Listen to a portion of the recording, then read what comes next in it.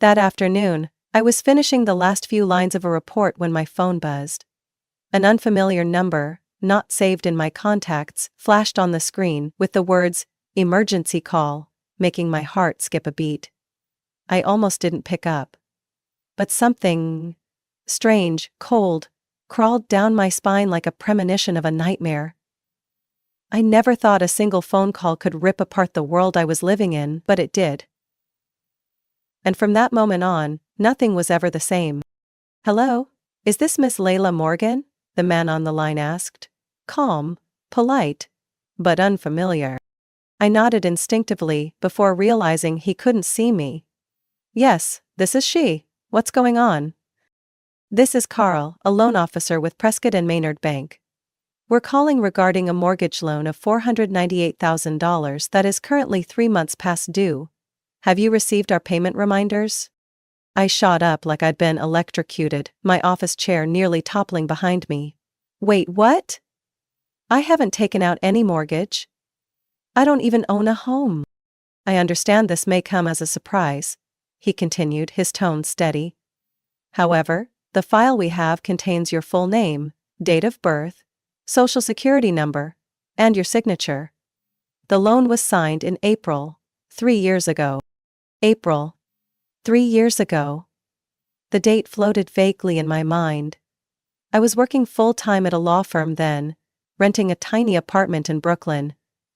Ava, my younger sister, was crashing at our parents' place after a breakup. I remembered her endlessly talking about wanting to buy a 3-bedroom house in the New Jersey suburbs. But she had no money. I gripped the phone tighter. "Is there any chance this is a mistake? Could someone have used my information without my knowledge?" "Ms. Morgan, that's exactly why we're calling. If you confirm that you did not authorize the loan, we advise you to check your credit report and file a police report for identity theft. But first, can you confirm your email address so we can send over a copy of the mortgage documents?" I gave him my email, throat dry as sand. When the message arrived, I nearly stopped breathing as I opened the attachment. The loan contract spanned 12 pages. Every page had my name, my details, and, what chilled me the most, my signature at the bottom. Except, it wasn't mine. It looked close, the curve of the L, the slant of the M, but it was too perfect, like someone had practiced 100 times before signing. It lacked the slight shake I always had when signing legal papers. It didn't have the faint ink smudge I usually left behind. My head buzzed. I collapsed back into my chair, heart pounding like war drums. My office suddenly felt smaller, stifling. I didn't know whether to be furious or terrified. I began rifling through drawers, pulling out every bill, tax copy, and old letter, anything to prove I'd never signed that loan. But the more I searched, the more a cold hollowness grew in my chest. Because if this wasn't a mistake, there was only one explanation: someone in my family had done this. And the only person who had ever complained about not qualifying for a mortgage was Ava.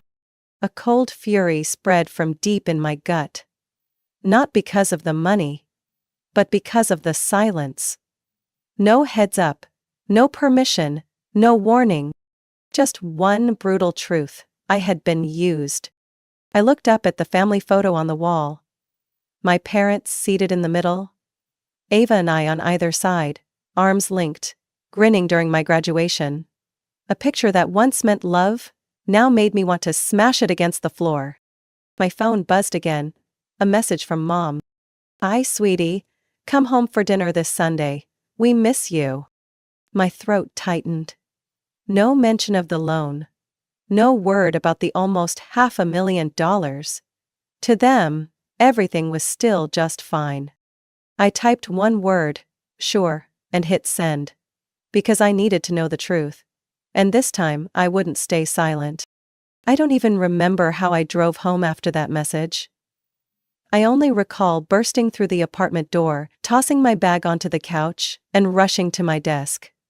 My hands were shaking so badly, it took 3 tries to type in my laptop password correctly. I logged into my email and opened the PDF from the bank again. Every time I saw that forged signature, it felt like an invisible slap. My name, my social security number, my birth date, even my old address in Ohio. All accurate. Disturbingly accurate. I zoomed in on each signature. There were 3 versions: the main loan agreement, an addendum page, and a payment commitment. Each one had Layla Morgan printed in neat, deliberate strokes. Too polished to be mine. I had never signed like that. I pulled out old documents from my drawer. My apartment lease, a previous resignation letter, medical paperwork, all with my real signature. I laid them side by side. My heart pounded. It was clearly forged. Yet whoever did it had done it disturbingly well. Well enough that an average bank employee wouldn't catch it. I bit my lip until I tasted blood. Each of those fake signatures was a cold slap in the face. Someone had trained themselves to impersonate me. Not once, but at least 3 times on legal documents. It couldn't have been a stranger. It couldn't have been random. Only someone close could have had the access and reference to do this. My fingers flew across the keyboard. I pulled up my credit report. A full scan cost $29, and I didn't hesitate to pay. Minutes later, my full financial history loaded, and there it was. A mortgage loan for $498,300, opened on April 12, 3 years ago, under my name, marked with a giant red flag. Overdue 3 months. Negative impact. Hi. My chest tightened. Not just the mortgage. There were 2 unfamiliar credit cards too. One opened that same month, another 2 weeks later. Both carried current balances over $8,000. At this point, I had no doubts. Someone in my family had stolen my identity and built a fake financial profile to borrow hundreds of thousands in my name, and I had no idea. I shot up, pacing the room like a cornered animal. Each step fueled the rage swelling inside me. I remembered the one time Ava mentioned that house in Newark, how she bragged about getting the loan, thanks to knowing the right tricks. I thought she was bluffing for pride. Turns out she wasn't lying. I was the trick. I yanked open my desk drawer and pulled out a small wooden box. The one I kept my most important things in. A copy of my college diploma, my birth certificate, a letter from Dad before he passed, and the birthday cards Mom sent me each year. I opened one from 3 years ago. Her familiar loopy handwriting read, "You're the strong one in this family. We're proud of you, Layla. Thank you for growing into such a responsible, independent woman. Love, Mom." Independent? A source of strength? How could she write words like that, while secretly using my identity as a financial tool? I tore the card in half, then into quarters, then eighths, until all that remained were scraps scattered at my feet. I had never felt such a chilling sensation, not because spring in New York still held a lingering chill, but because the ones I loved most had become the ones who betrayed me. I grabbed my phone, opened the Notes app, and began listing. In this list, PDF copy of the loan agreement from the bank. Credit report with negative debt flag. Suspicious credit cards opened around the same time. Verified samples of my real signature. A scanned copy of the birthday card showing timeline and family dynamic. I saved it all, and emailed a backup to my secondary email just in case. At that moment, a thought crept into my mind. If they had done this once without being caught, who knows what else they had done? I went back to my laptop, logged into my social security profile, and checked previous tax filings. And I froze when I saw that in that year, I was reported as having an extra source of income from property rental. I had never owned any property. Not once. I sat motionless for almost 10 minutes. In my head, every sound faded to silence. Each passing second only made one thing clearer. I had been stolen from. Not just money, but my identity, my control, and my future. And I wasn't going to let it go. That Sunday afternoon was gray like a storm warning.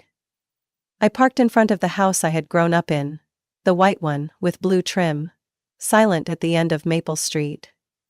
Standing before that familiar wooden door, I took a deep breath, as if preparing to enter a courtroom where I was both witness and victim. I had prepared for this dinner all week, not with words, but with silence.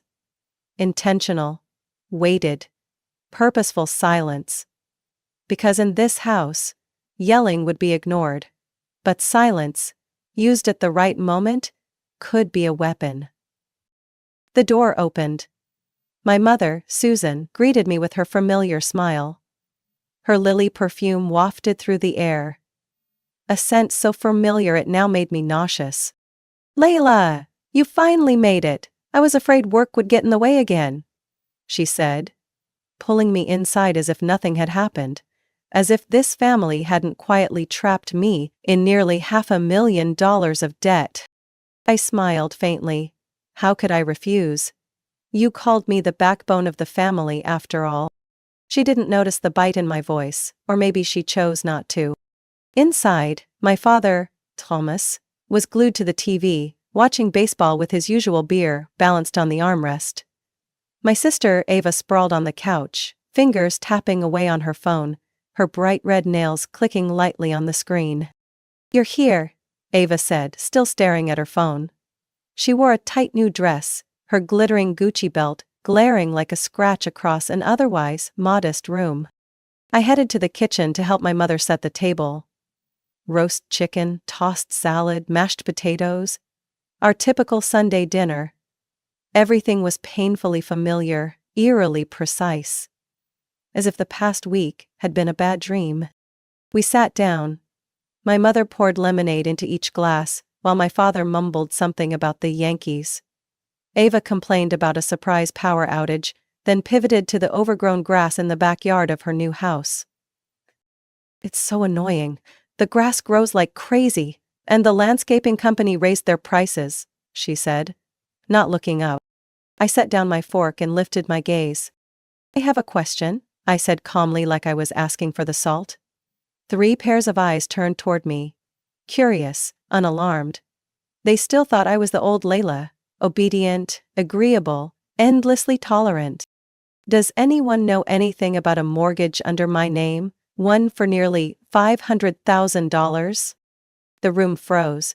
The ticking wall clock became deafening. Ava shifted, tugging down her sleeve nervously. My mother set down her glass, slower than usual. My father coughed, looking away. I kept my tone steady, eyes locked on theirs. Finally my mother spoke, voice sweet but slightly shaky. "Oh, that... Layla, don't blow it out of proportion.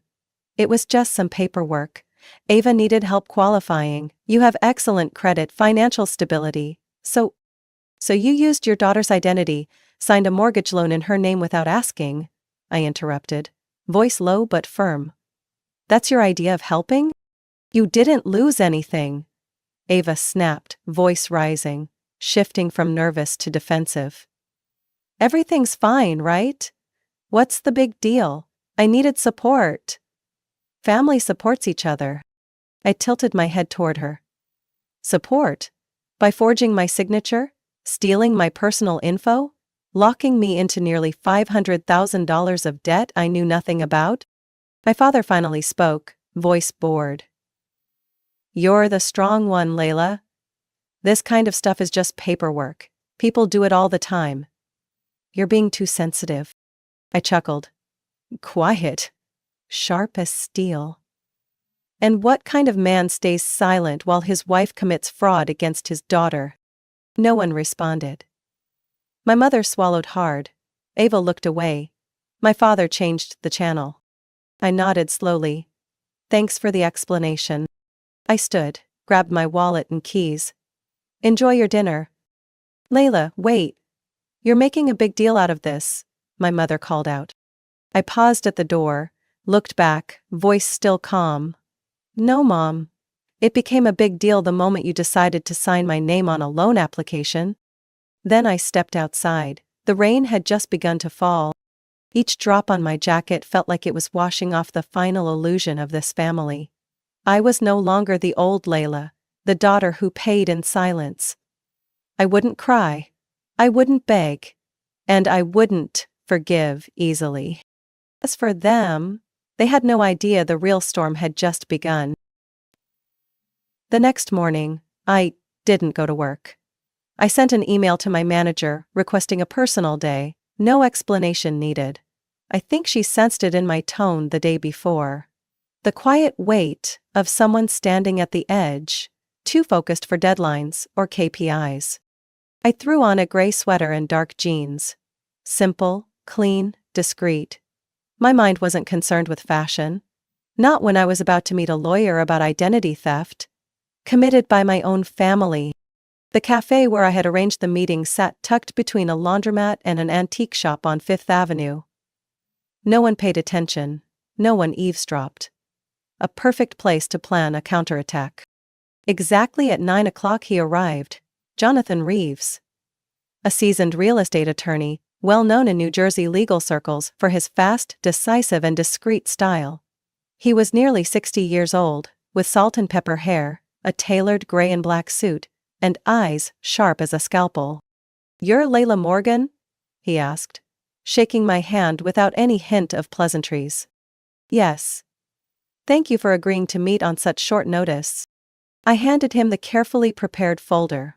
The forged loan contract, my credit report, a copy of my ID, and the notes I had compiled over 3 sleepless nights.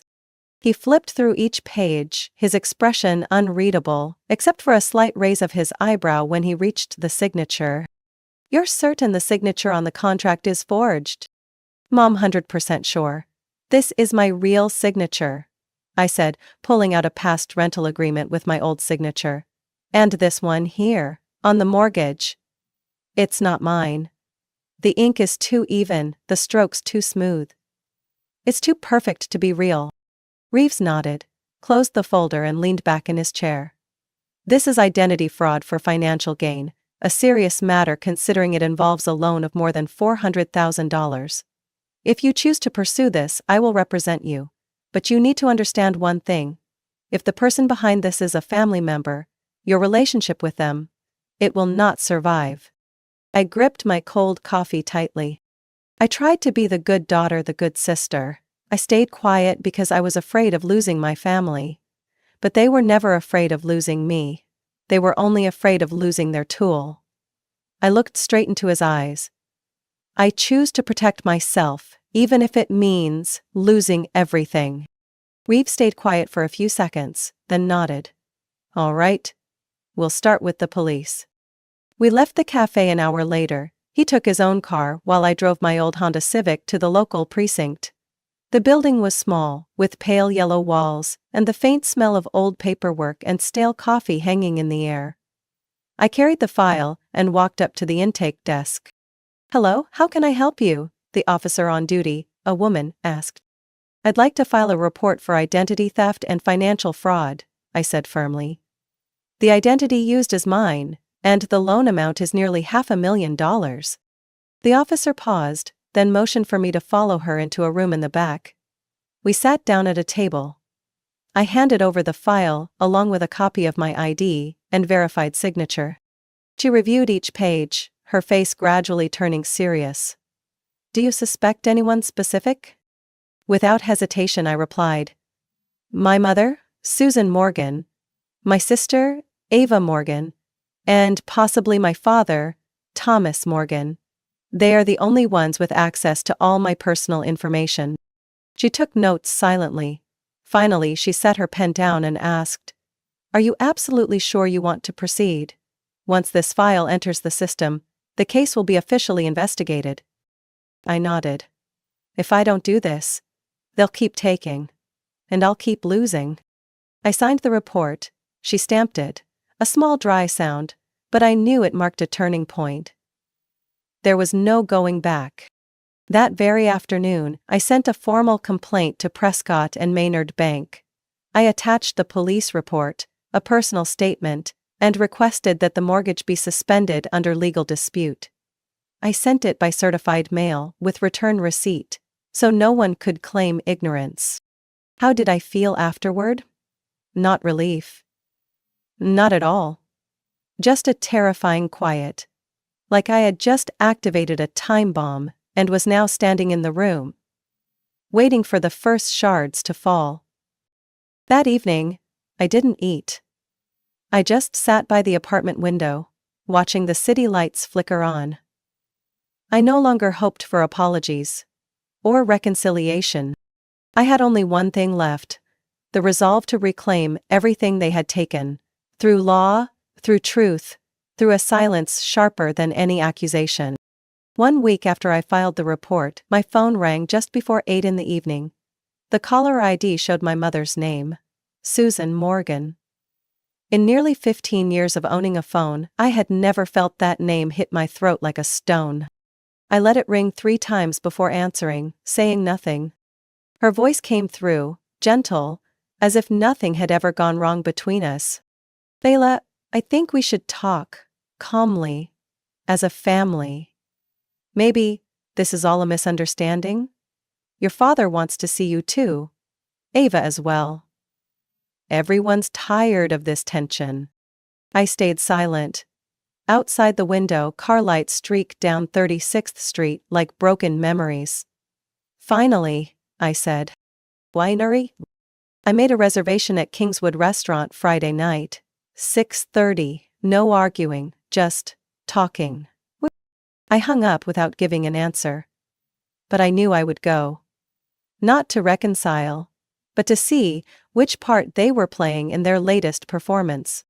Kingswood, a dated but favored spot among the suburban middle-aged, in New Jersey, was elegantly staged.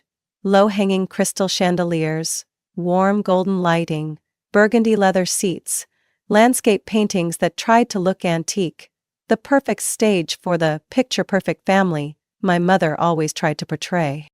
I arrived at 6:28. They were already seated at table number 14, a corner spot near the fireplace. My mother wore a cream sweater, a silk scarf, and held a glass of red wine. Ava sat with crossed legs, dark red lipstick, phone face down on the table. My father, as usual, wore a worn-out suit, his eyes hollow, but pretending calm. "Layla, you're here," my mother smiled. "Take a seat, sweetie." I pulled out the chair and sat. I didn't take off my coat. I didn't smile. I didn't nod. Ava spoke first. "You know, things have gotten out of hand. I think we all overreacted a bit." I said nothing. Just stared at my mother. "You called me here for what?" I asked, my voice low and slow. My mother glanced around, then lowered her voice as if afraid someone would overhear. "Layla, I know you're upset. But this is a family matter.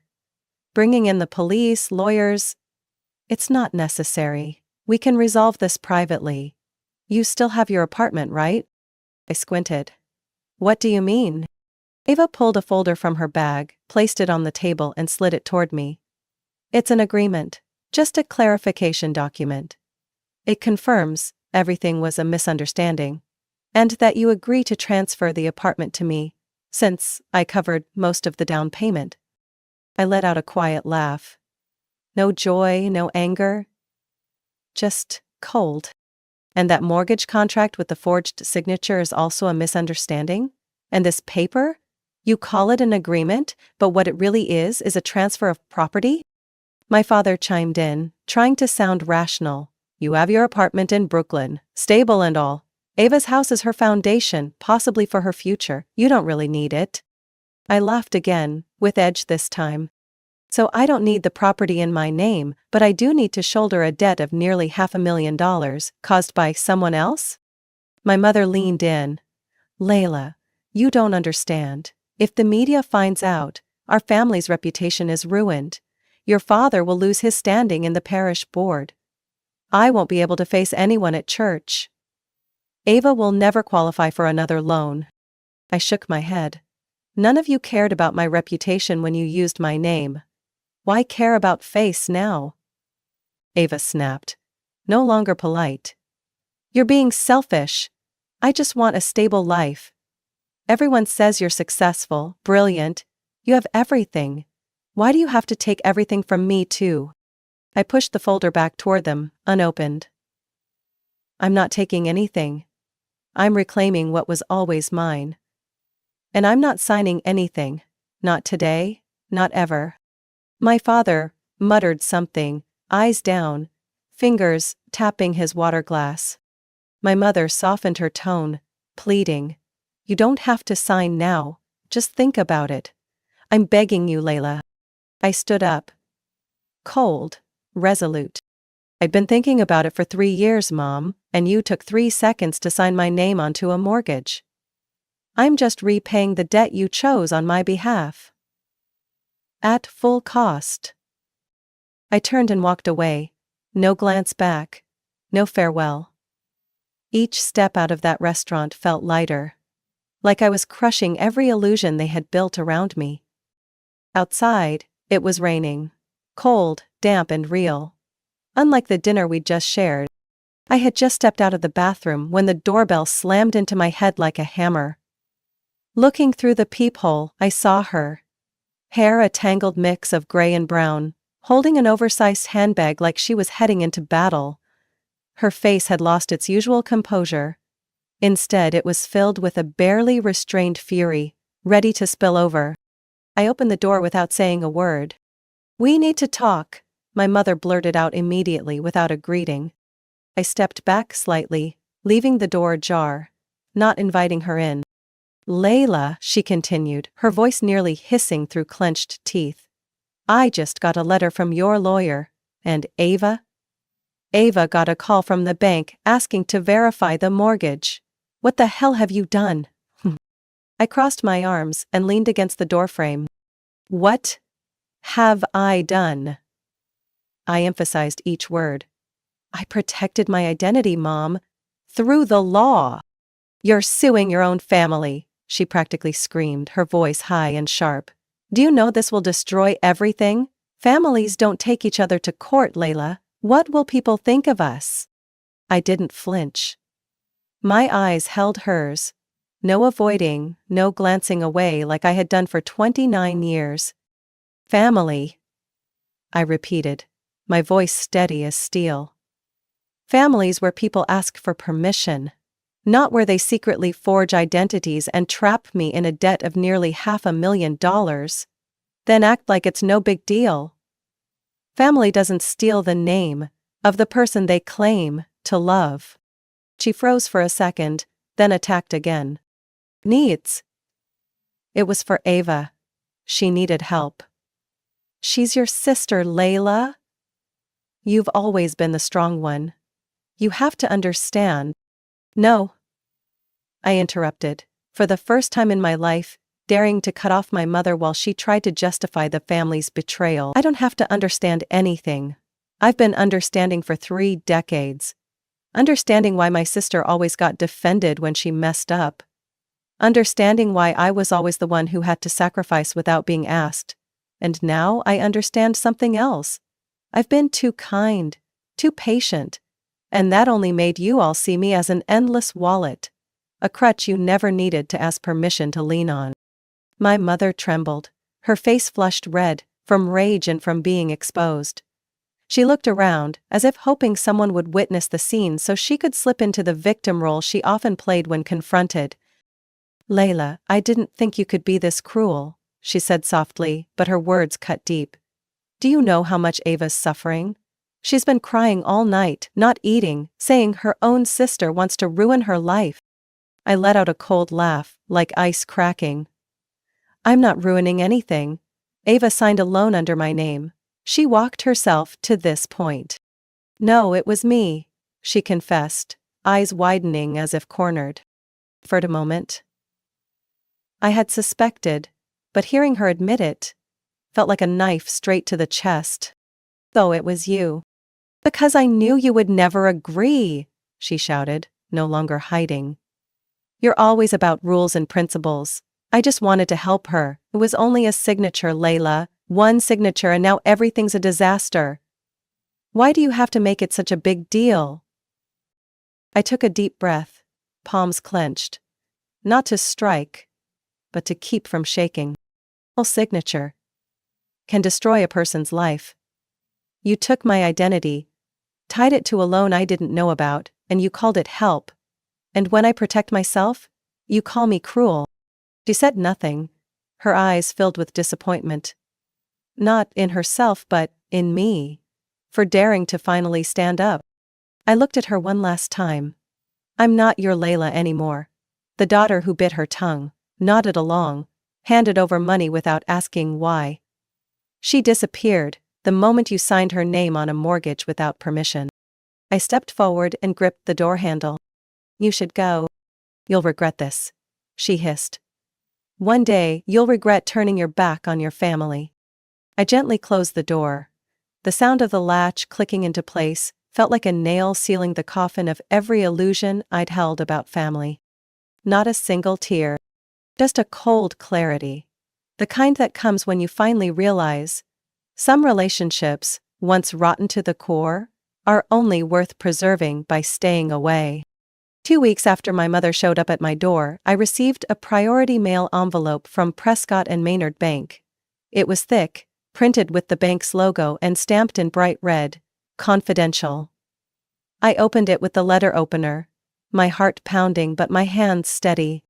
The letter was written in the formal, detached language of banking, every sentence carefully crafted to avoid liability, yet it still acknowledged one thing. I had been right. We confirmed that based on preliminary review and reports from law enforcement, there is clear evidence of identity fraud involving the mortgage account under the name of Ms. Layla Morgan, opened on April 12, 3 years ago. Immediately after came the statement. The bank would temporarily freeze the loan, halt all collection actions, and officially remove negative impacts on my credit report pending investigation. There was no direct apology at the beginning.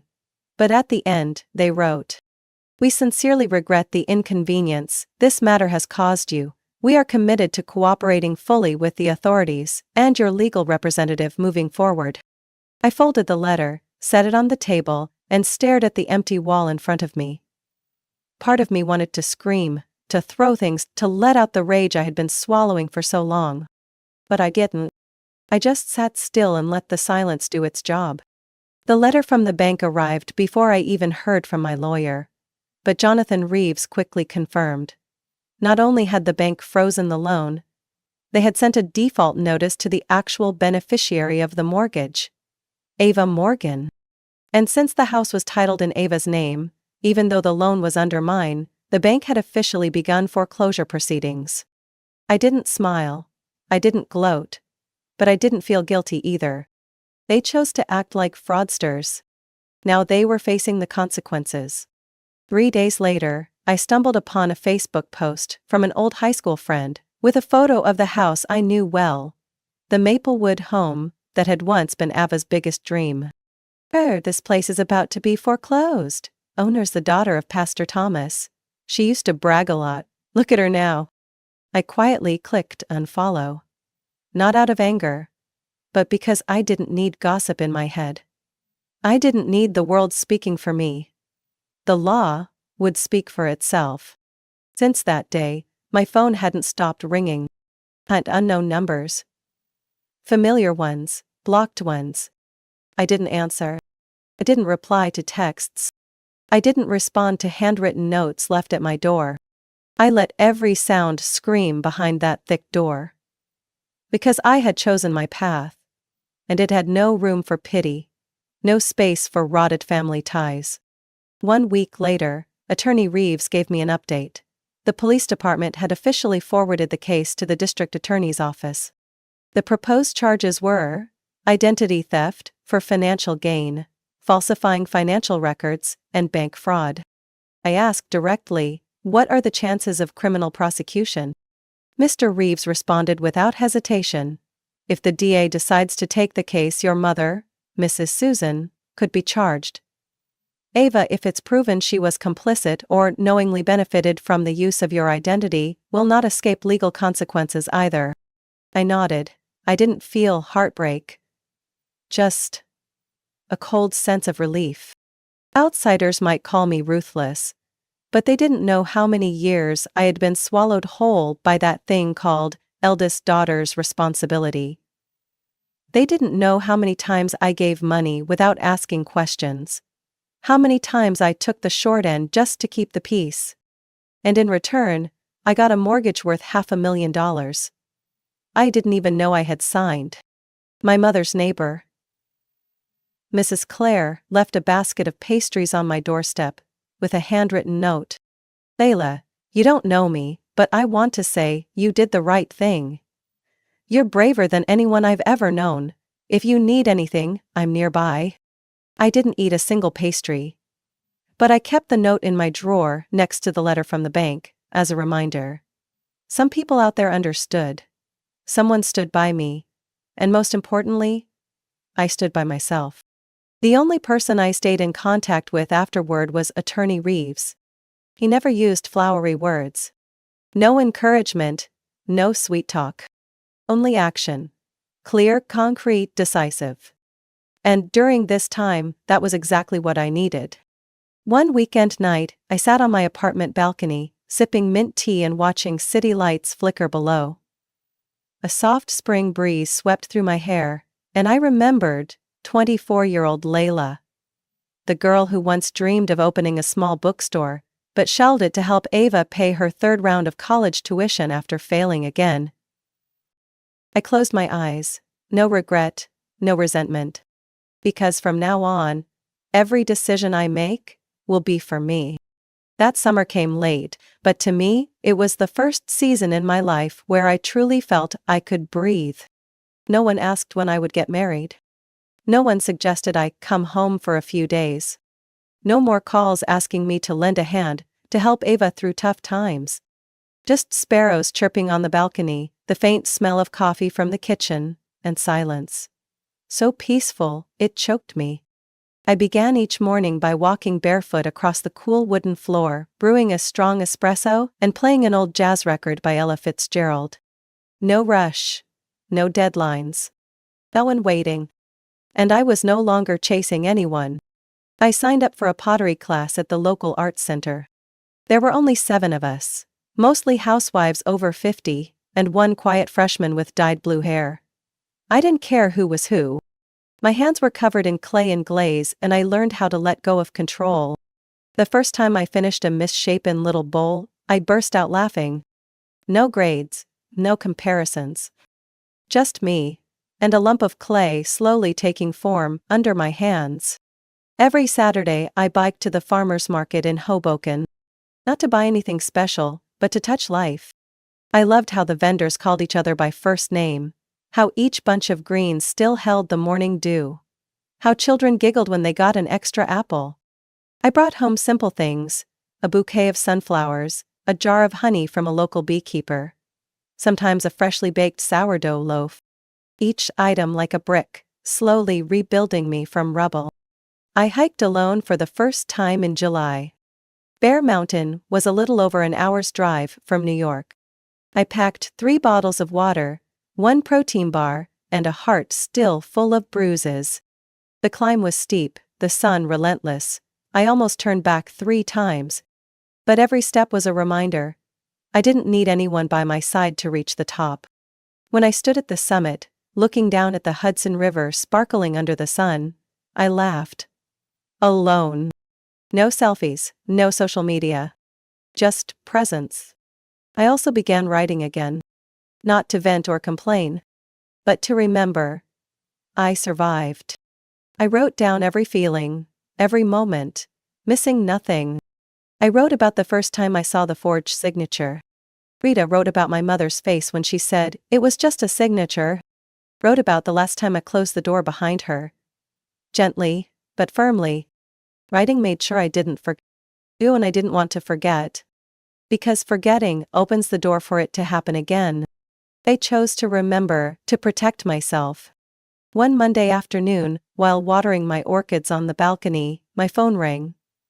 Unknown number. I hesitated, then picked up. "Hello, is this Ms. Layla Morgan?" I'm Nora, an editor from Harper Grant Publishing. We came across a few excerpts from your blog. Someone sent them to us, and I was wondering if you might be interested in developing them into a full manuscript. I froze. Mrs. Wog? I had only posted a few scattered thoughts on an anonymous writing platform, just as a form of self-therapy. I never thought anyone would read them. Certainly not a real publisher. I replied quietly. I never really thought about that. Nora chuckled gently through the phone. We believe raw, honest stories like yours have value. They can reach more people than you realize. For the first time in years, I felt seen. Not for a degree. Not for a job title. Not for a good credit score or for being the obedient big sister. But for being me. Just me. I began drafting my first manuscript in August. No rush, no pressure. I gave it a working title. Don't call me strong, I just wasn't given a choice. Each line peeled away years of frozen silence inside me. I wrote, then cried. Wrote Abby, then laughed. Wrote, then sat in silence for hours. But I never stopped. Because every sentence was a step forward, out of the shadow of silence, out of the sugar-coated lies I once called family. That night, I played an old Nina Simone record. I'm feeling good. Her rich, powerful voice filled every crack in the walls, soaked into my skin. I sat alone in my small kitchen. No fancy dinner. Just a bowl of lentil soup and a cheap glass of wine. But I had never felt so rich.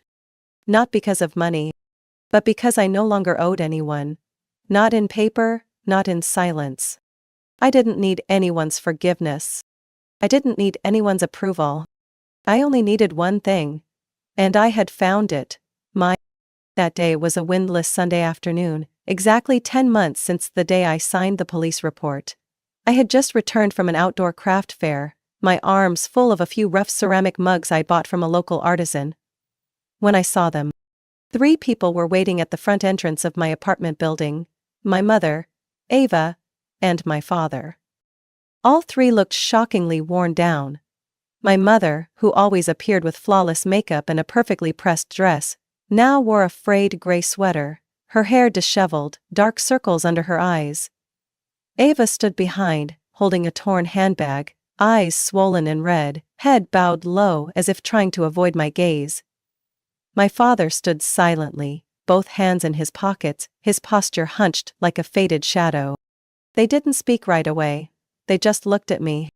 I paused at the steps, tightened my grip on the fabric bag holding the pottery, then said, softly as a breeze, I didn't think I'd see you again like this. My mother stepped forward. Her voice was hoarse, like someone who had cried for many nights. Layla. I know. I was wrong. But we're family, and now, we need you. I stood still. I felt no anger, no sorrow, just an emptiness. Clean, quiet, and solid. Ava raised her head, her voice cracking like an overstretched string. I don't have a home anymore. They took everything. I'm sorry, Layla. I know I was wrong. But you're the only one left. My father said nothing, but he looked at me. That look. No arrogance, no excuses. Only despair. I didn't scream. I didn't blame. I didn't bring up old wounds. I asked only one question. Are you here because of me? Or because I still have assets? No one answered. I nodded. That told me everything I needed. I stepped up the stairs. As I passed by, my mother grabbed my arm. You can't abandon your own blood like this. I raised you, sacrificed so many years for you. I turned and looked directly at her. Sacrificed? You didn't sacrifice for me. You trained me to be the pillar you and Ava could lean on, then called it family. But that's over now. I'm free, and I'm not coming back. Ava sobbed.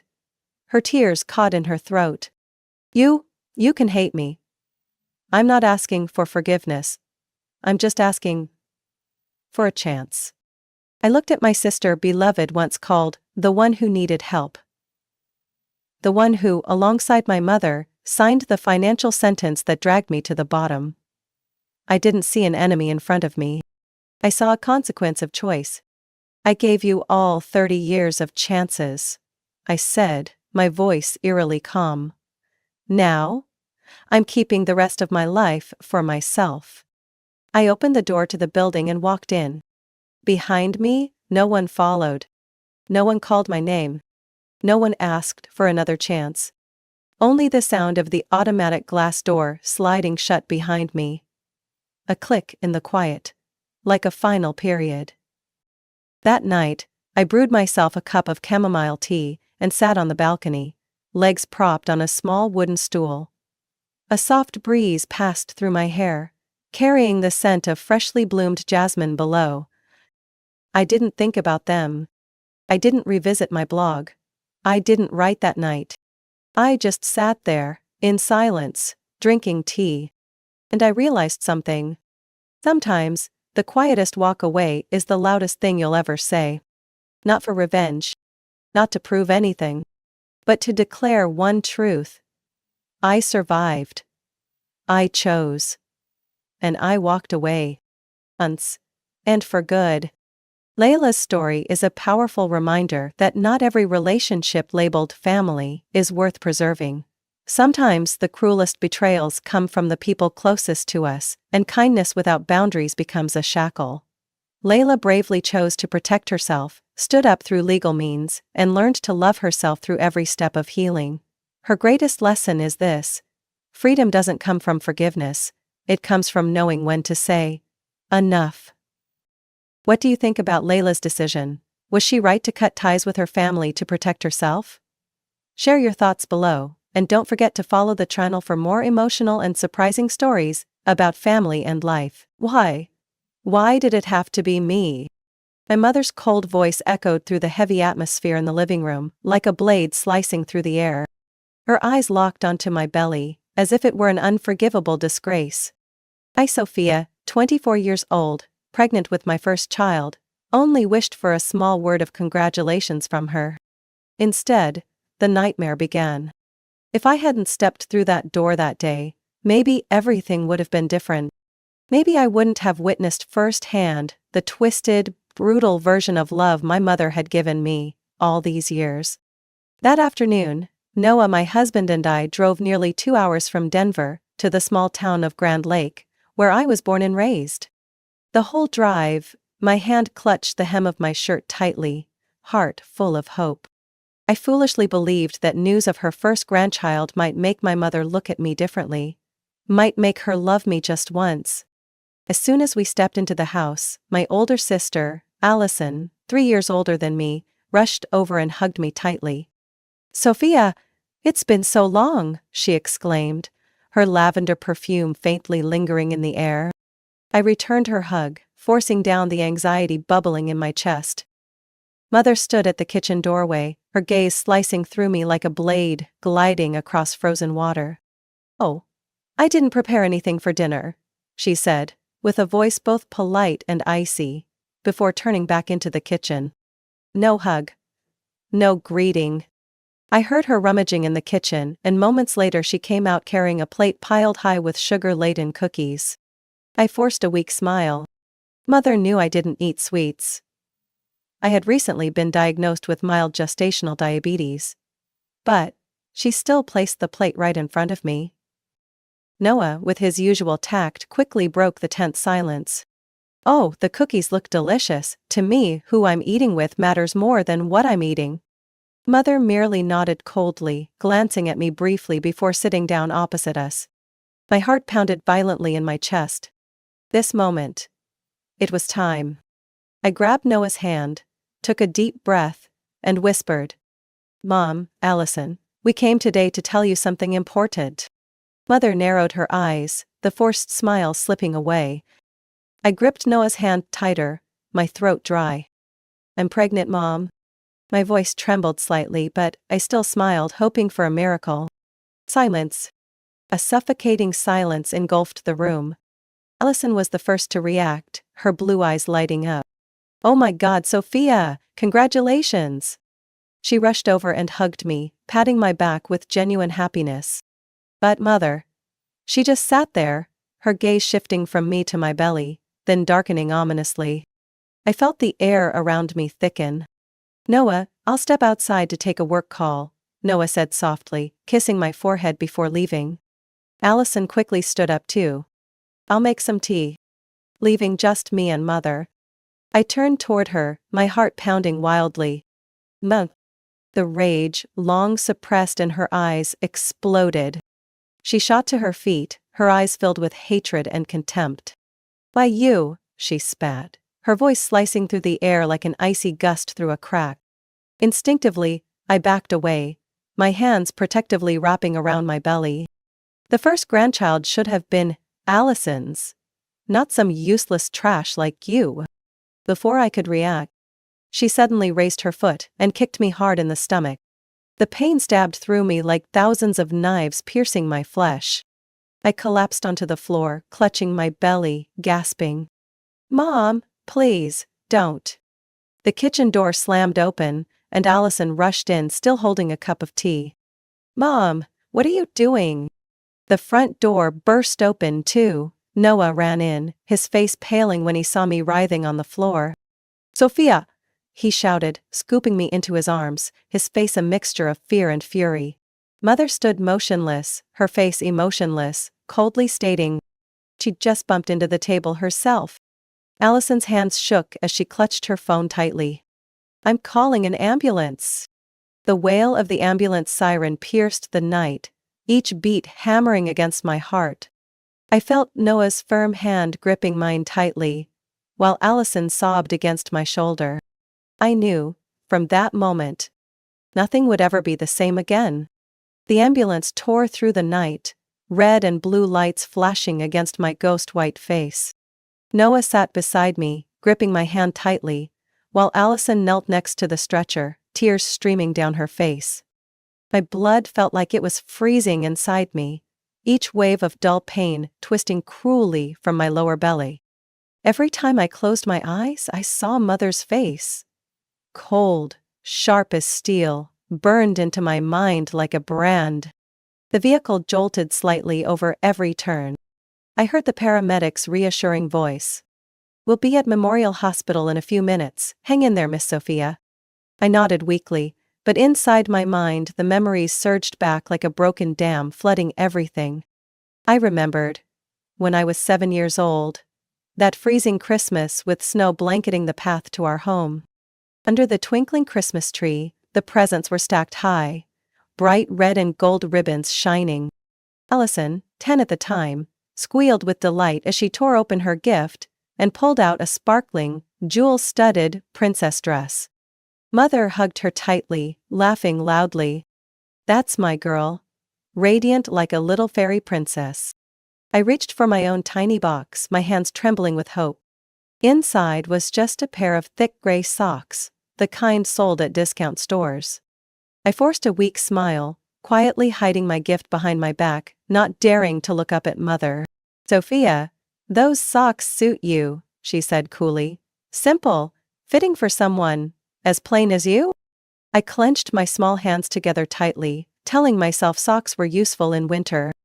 But deep down, the sting of being overlooked, of being deemed unworthy, carved a crack in my heart that would never fully heal. A sudden jolt pulled me back to reality. Beside my ear, the steady beeping of the heart monitor clicked rhythmically. Allison grabbed my cold hand and whispered, Sophia, hang in there, please don't give up.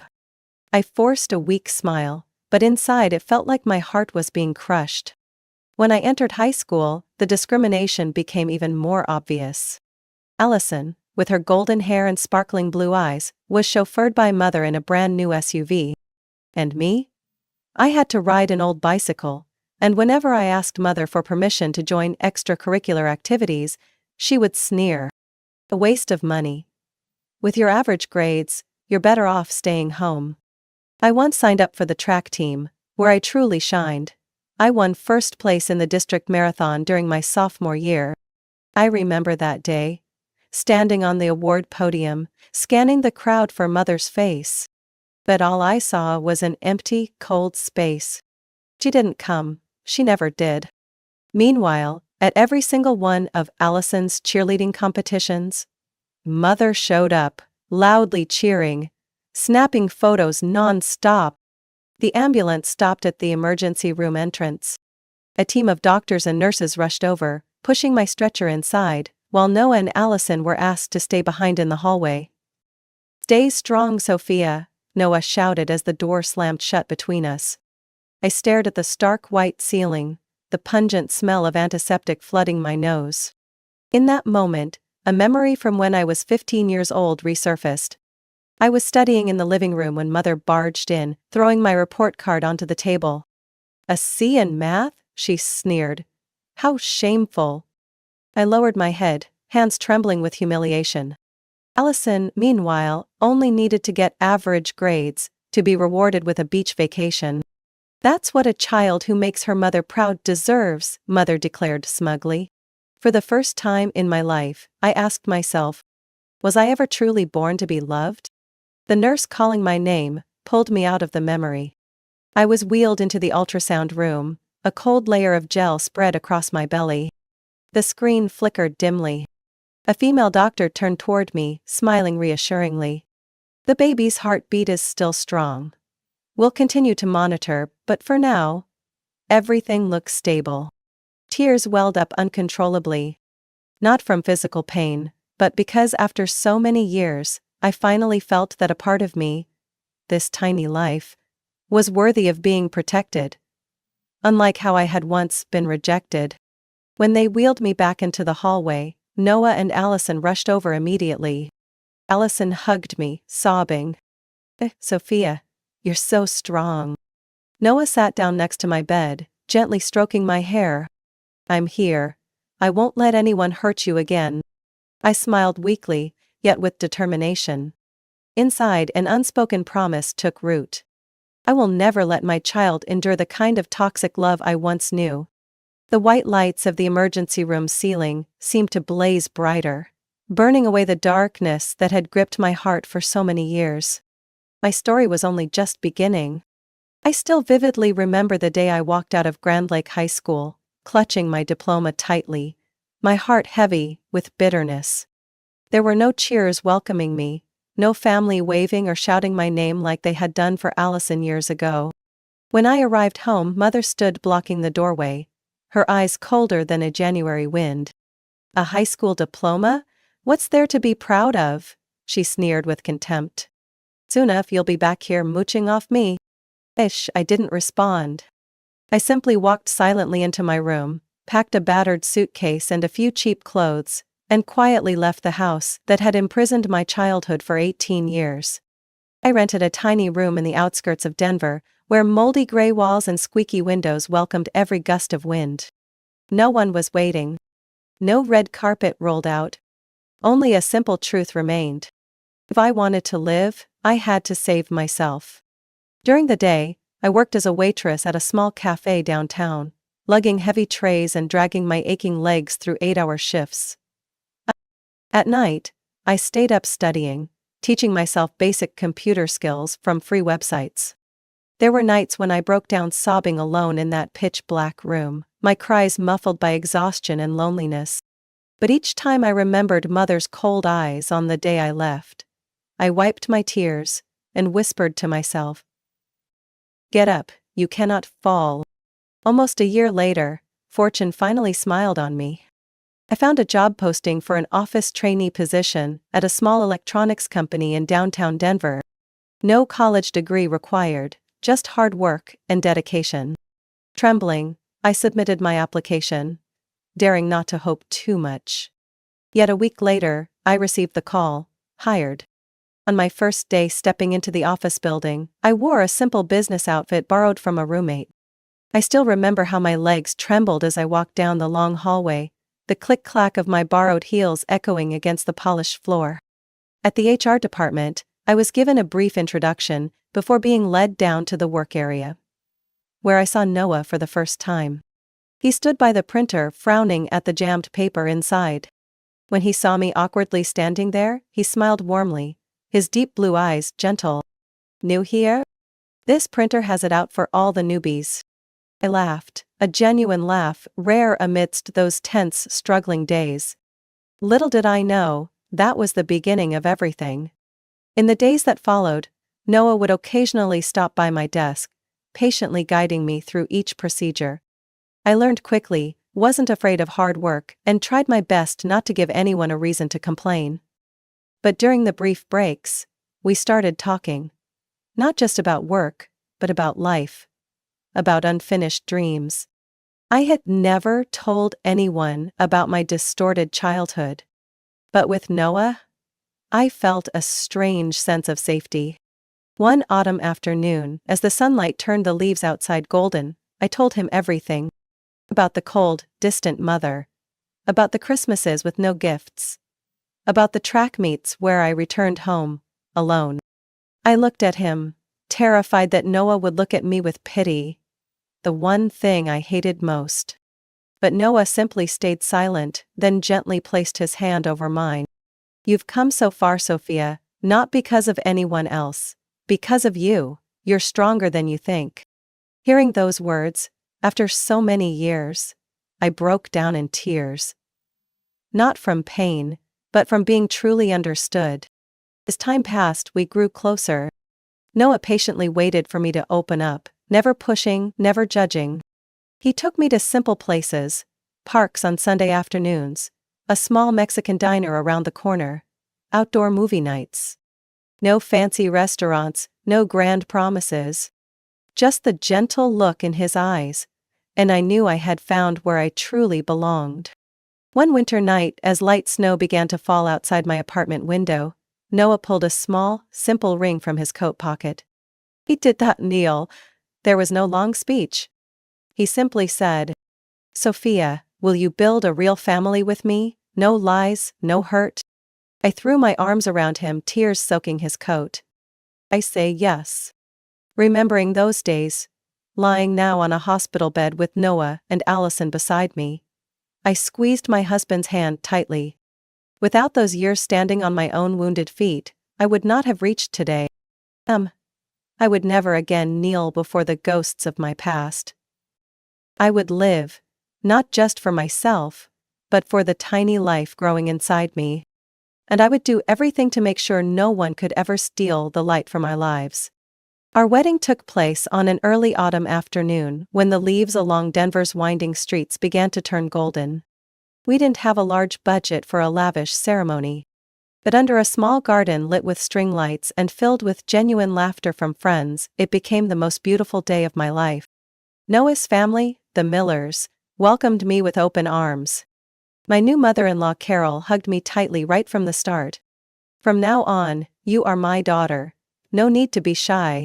Those words, seemingly simple, choked me up. I had never heard such words from my birth mother. My mother, Meredith, still attended the wedding, but her face was as cold as the snowcaps atop distant mountains. I vividly remember the moment she swept her eyes over the simple setting, then whispered into my ear as we posed for pictures. "Just a childish game, you'll fail soon enough." I stood frozen for a few seconds, a sharp searing pain slicing through my chest.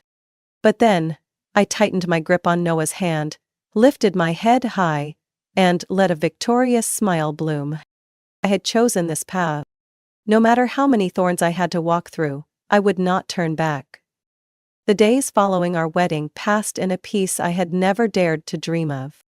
Noah worked at his engineering company, and I started a new role as an administrative assistant at a different company, where even my smallest efforts were genuinely acknowledged. At night, we cooked together in our tiny kitchen. Warm dinners, with simple grilled meat. Laughter echoing through the cramped but love-filled apartment.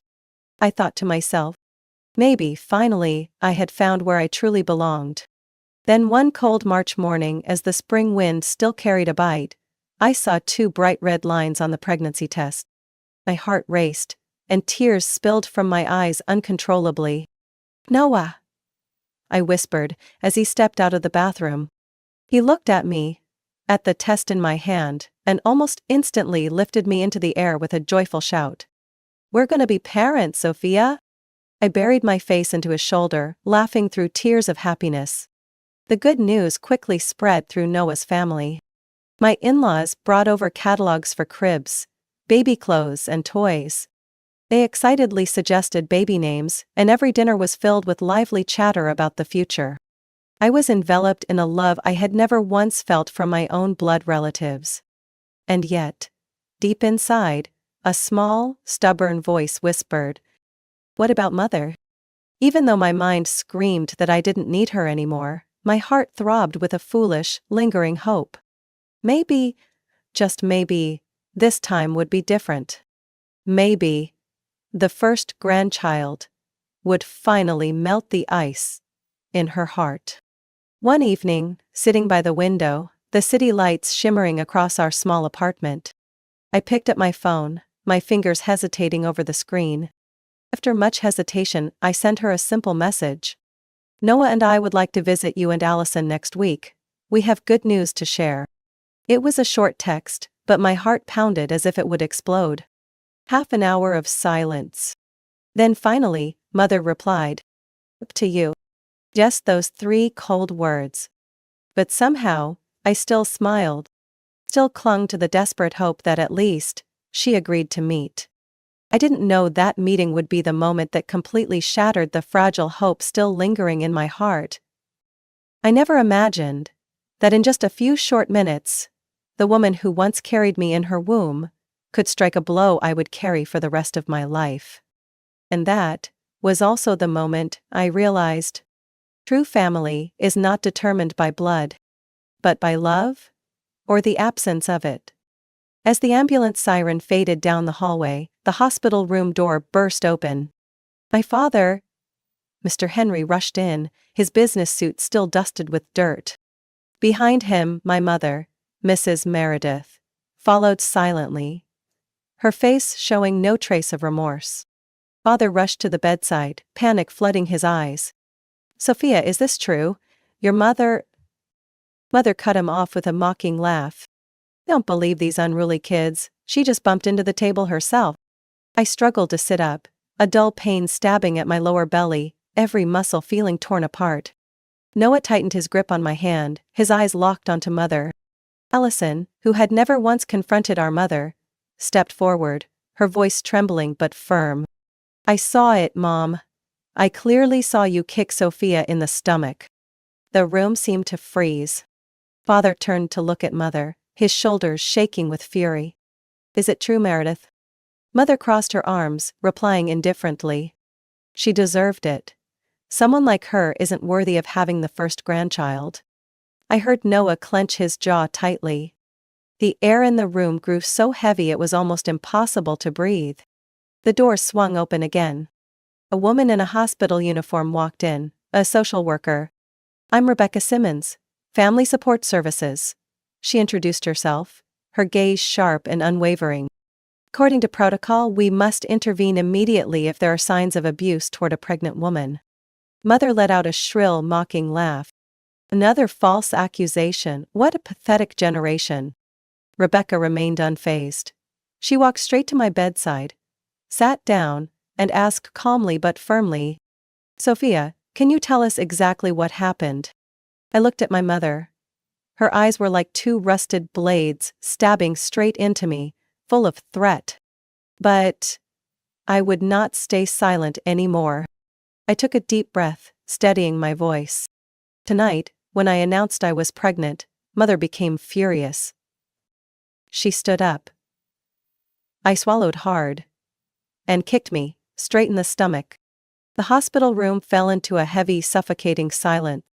Rebecca nodded, carefully taking notes, then gently asked, "Has this been the first time you were treated like this?" I gripped the bedsheet tightly. Old memories. Empty Christmases. Senseless slaps. Cruel insults. Crashed over me like a tsunami. "No," I answered, my voice barely a whisper. "I have always been a thorn in my mother's side." And then I told my story. Piece by bitter piece, every small scar I had buried deep inside broke free into the light. I spoke of holidays when only Allison received expensive gifts, while I was handed cheap leftovers. I spoke of how mother humiliated me in front of friends, mocking me as a shadow next to Allison. I spoke of the glares, the cutting remarks, and the slaps that rained down when no one else was watching. Mother stood there, her face flushed with rage, but she couldn't stop me from speaking.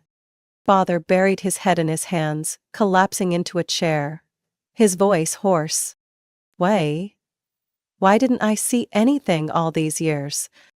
I turned to look at him, tears streaming down my face. Because she always hid it well, Dad. In front of you, in front of everyone else, she played the perfect mother. But when it was just me, I choked on my words.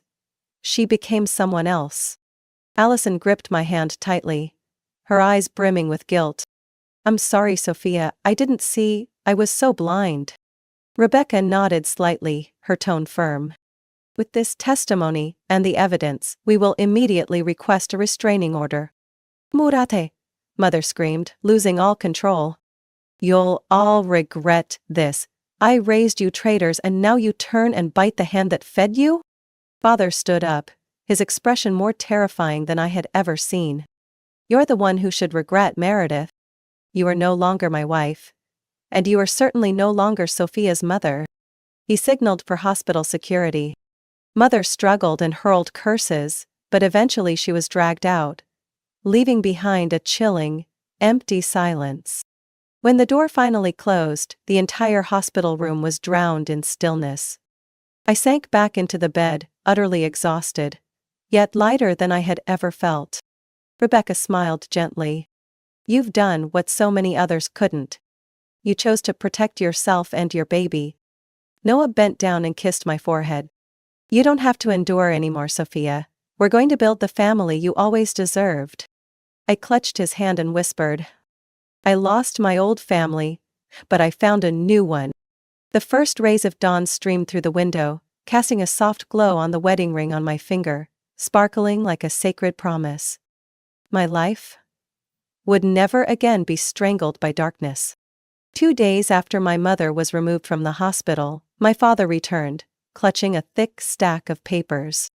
His face was noticeably gaunter, his eyes heavy, but there was no longer any hesitation in them. He sat down on the chair next to my hospital bed, gathering all his composure before speaking. Sophie, I've filed for divorce. I froze, his words striking my heart like an electric shock. I thought I must have misheard. But Father nodded, slowly, firmly. I can't continue living with someone who would hurt our daughter like this. Never again. Allison, standing beside me, squeezed my hand tighter, as if trying to lend me strength. I looked at my father and saw tears silently rolling down his wrinkled cheeks. I had never seen him cry, not once in my entire life. I'm sorry, he choked out. I left you to endure too much alone. I reached out and took his rough hand. For the first time in my life, I felt there were no longer cold, unreachable walls between us. But the restraining order was officially issued within the week. My mother, Meredith, was banned from coming within 500 feet of me or the baby.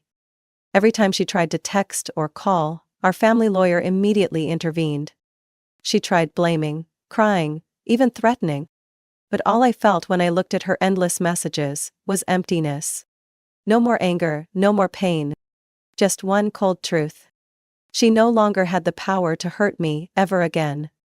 Throughout the rest of my pregnancy, my father and Allison were almost always by my side.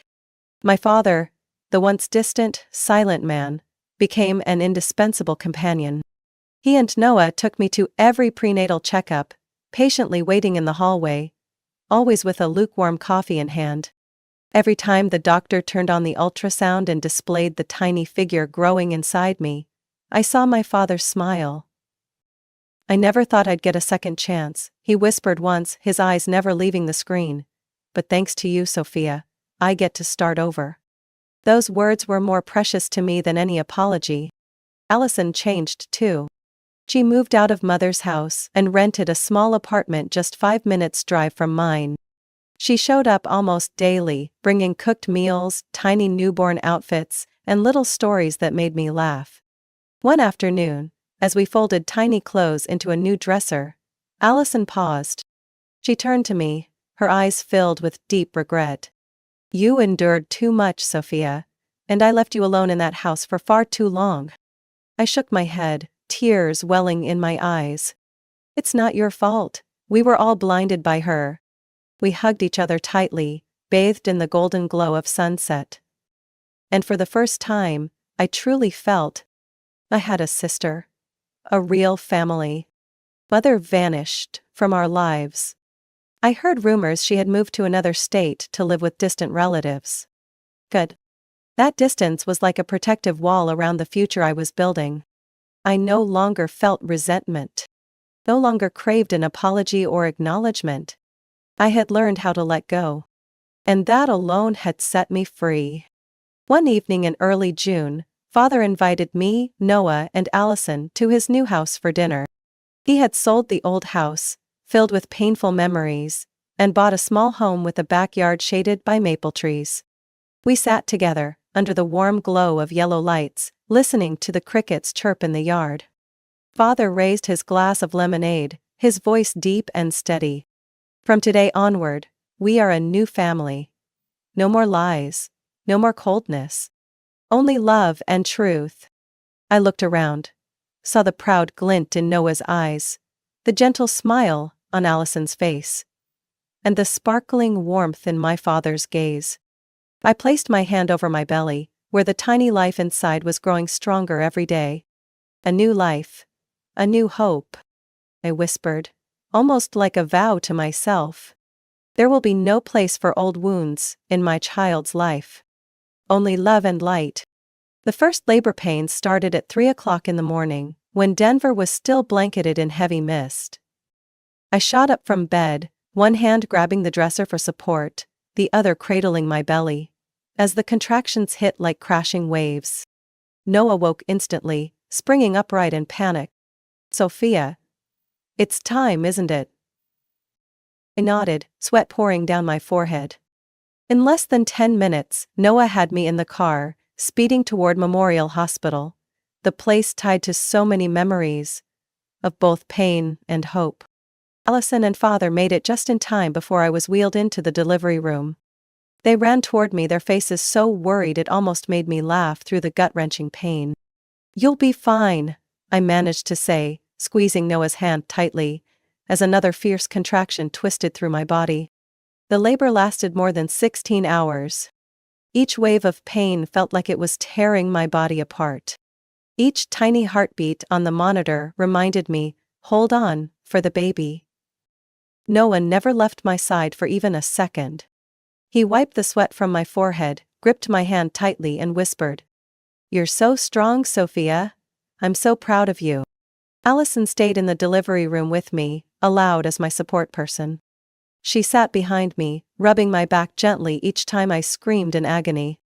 My father, although not allowed inside, waited outside the hallway from dawn until late at night, his eyes bloodshot with worry.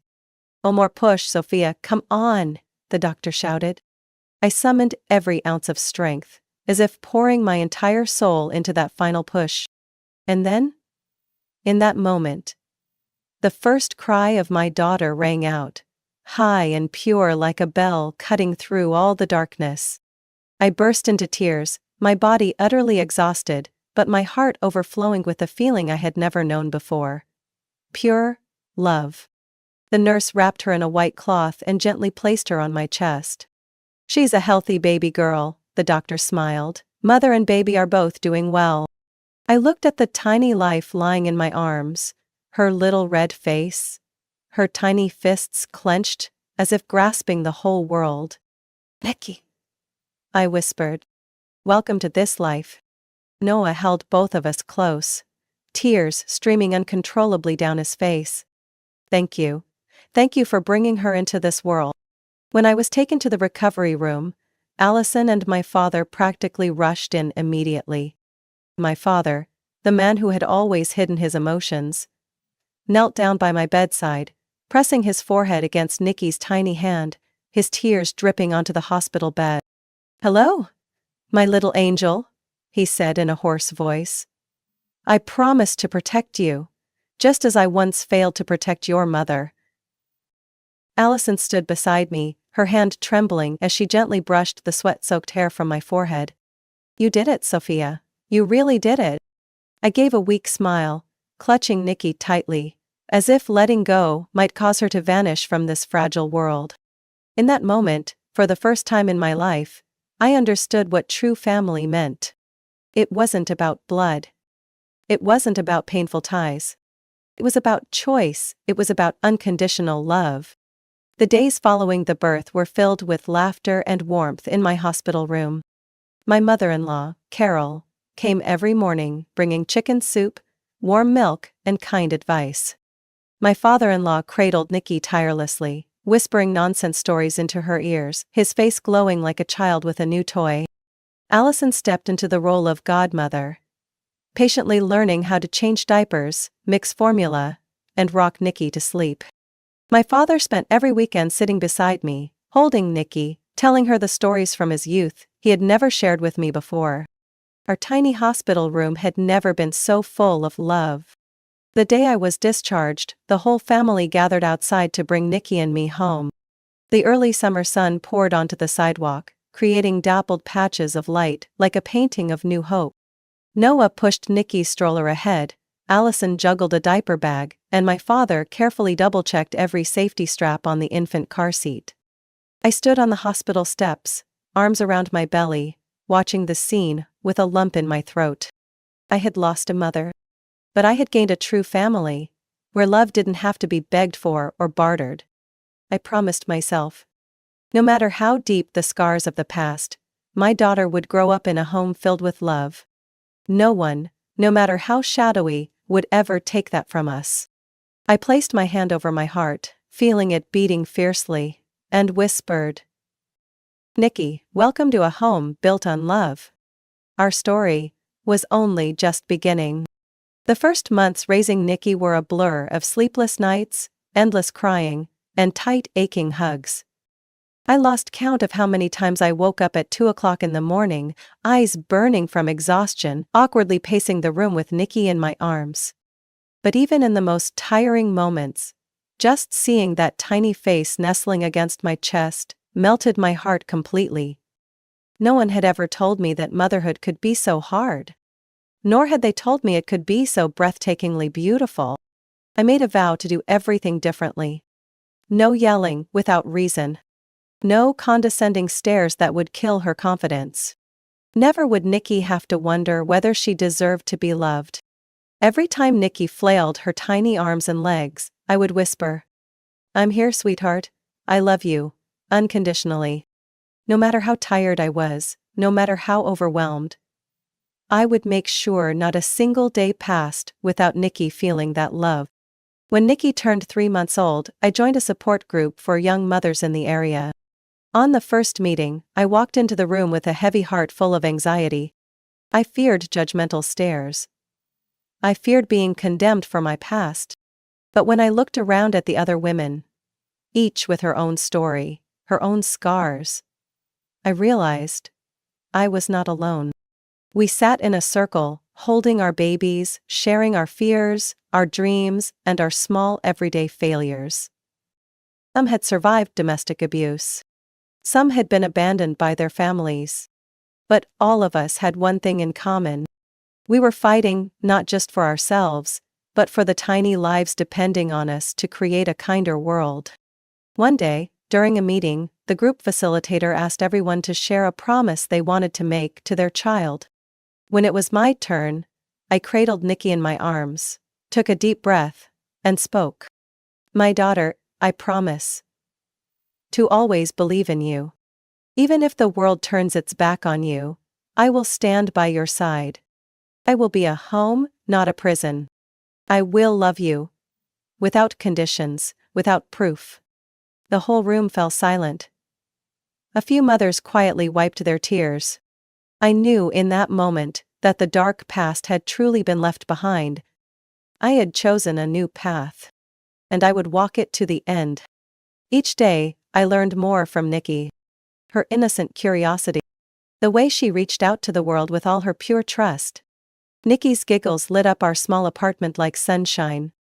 My father, now retired, visited us every weekend. He would hold Nikki, tell silly stories, sometimes simply sit quietly, watching her play. In those moments, I saw in his eyes a silent regret, but also a pride he had never been able to show me before. Allison visited often too, bringing quirky little gifts or handmade items for Nikki. We never mentioned Meredith, the old mother who now existed only as a distant shadow. No one needed to say it aloud, but we all understood. An old chapter had closed, and we were writing a new one together. The following spring, when Nikki started crawling, I took her to the park near our home. I sat on a wooden bench, watching Nikki crawl across the lush green grass, her round face turned up toward the clear blue sky, her eyes shining like stars. I hugged myself and whispered, "You will grow up without having to fight to be loved. You will know that you are worthy. And I will always be here, always." A soft breeze blew through, scattering cherry blossom petals around Nikki, like a blessing from the earth itself. Letting my breath blend with the peaceful rhythm of the afternoon. No more anger. No more fear. Only hope. Hope for a future, no longer haunted by the ghosts of the past, but illuminated by the pure light of love. And I knew for certain we would be okay. Because I was the one guiding our story now, not anyone else. From a child who grew up amid coldness and favoritism, Sophia had bravely stepped out of the darkness to build a life filled with love. Through extraordinary strength, she not only protected herself, but also created a new home for her daughter, where love was a given, not a reward to be earned.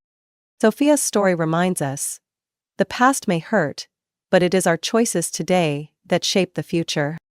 And Sophia chose love. Chose the light. What do you think about Sophia's journey and her determination to build a family filled with love? Share your thoughts in the comments below. Don't forget to follow the channel to continue reading more heartfelt stories about family life. The smell of roasted chicken and a quiet tension filled the elegant dining room of the Mitchell family's old Georgian Mile estate on the outskirts of Boston. Snow drifted gently outside the tall windows, layering the bare rose garden in pristine white. It looked like a scene from a painting, if I didn't already know what was coming. I'm Eva Mitchell, the youngest of three, though everyone insists on calling me Evie, as if to keep me permanently cast as the child who never quite grew up. I'm 32 this year, unmarried, no children, and far from settled by my mother's standards. Marlene. The kind of woman who believes a woman's worth is measured by the man she marries and how quietly she stays beside him. I chose to live in this house after graduation, not because I lacked other options, but because something here needed watching. And tonight, what I've been waiting for all these years is about to unfold. The French grandfather clock struck 6 exactly, as Donna, our housekeeper of over 30 years, set down the mashed potatoes beside the cold cuts. Our eyes met for a moment. She knew. She always knew more than anyone let on. "Eva, sit up straight," my mother snapped from the head of the table, her voice as sharp as a scalpel. "The Graces are joining us for dessert tonight. Don't embarrass me." I adjusted my posture, quietly placing the napkin in my lap. Mrs. Grace? A wealthy widow rumored to have had more than a casual connection with my father, and her son, a junior attorney my mother was clearly trying to pair me off with. After all, I was the unsold burden, as she once called me during a phone call she didn't know I overheard. Next to me, my brother Mark looked sharp in a tailored gray suit, holding the hand of his wife Trina, who always looked at me like I was hired help instead of family.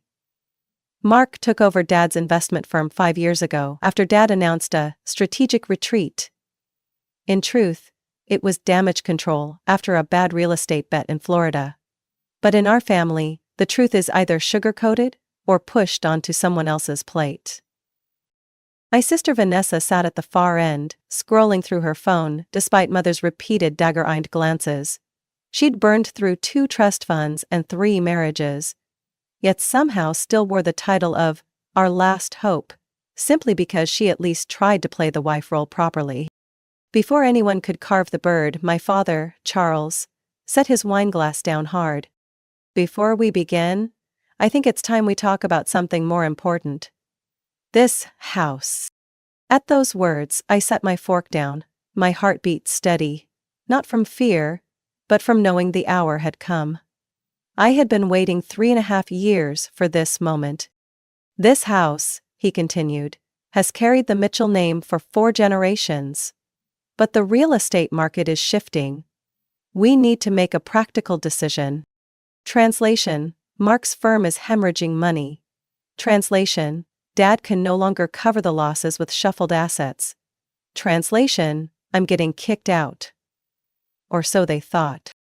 Mark leaned forward, wearing the same smug grin I've wanted to slap since grade school. Just say it, Dad.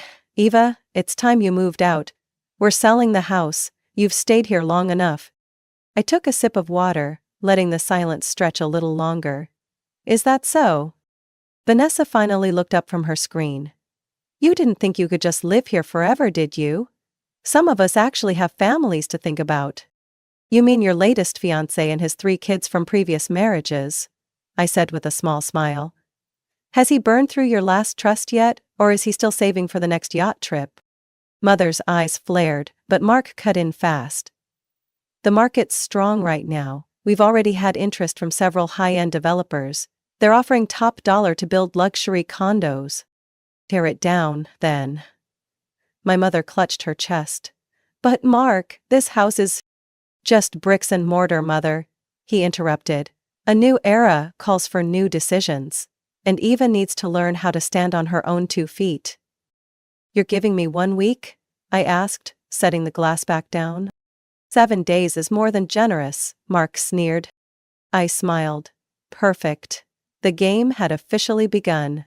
I still remember that Christmas dinner 3 years ago, when Mark loudly called me the useful shadow, because I volunteered to help Vanessa cover her hospital bills after she broke her leg ice skating in Vermont.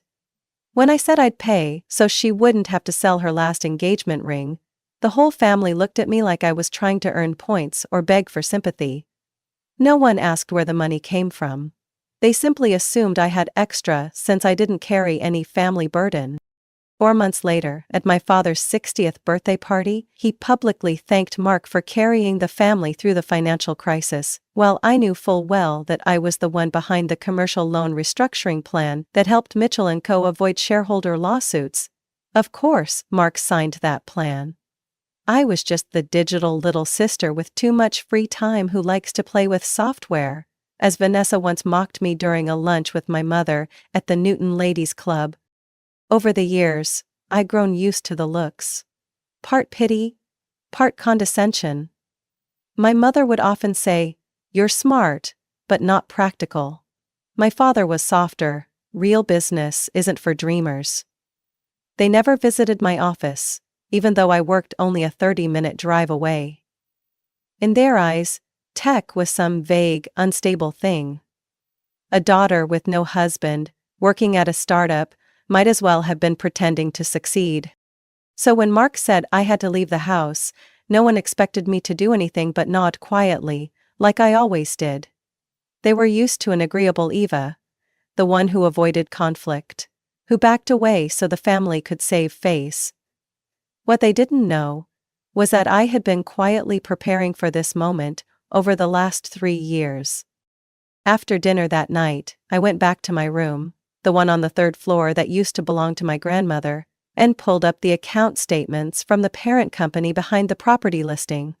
A limited liability company called Elan Ventures. An unremarkable name, unless you knew that I had founded Elan in 2020. As part of a long-term real estate investment plan, under its name I had acquired ownership of the Mitchell estate from the bank, after my father secretly used the property as collateral for a failed commercial investment in Houston, a loss he never told anyone about. I knew because the bank mistakenly sent me an email assuming I was Elan's financial assistant. From there I dug deeper. I found out the loan had been in default since last spring, and the asset had been internally listed for liquidation. I, under Elan Ventures, placed a 5% deposit and signed the purchase agreement with a confidentiality clause on the new owner's identity. That's why I didn't react at dinner. I didn't need to argue. I had already won. But the plan wasn't over. I didn't just want to keep the house. I wanted to expose the entire web of financial manipulation that Mark and my father had been operating. They weren't just using the family name to deceive investors. They were using me as a shield. Loan guarantee documents bore forged signatures. Board meetings were held in secret, where I was referenced as senior tech consultant, but never invited. I started archiving emails, taking screenshots, collecting bank statements, loan contracts, and wire records. Donna, the loyal housekeeper, quietly handed me letters she found in Mark's liquor cabinet drawer. Threats from creditors, breach notices for an office lease in Manhattan. I continued attending family dinners calmly, still brought my mother peonies every Saturday, still called to check on Vanessa every time she went through another breakup. I sat still, fingertips resting lightly on the walnut table, feeling the chilled condensation on my glass.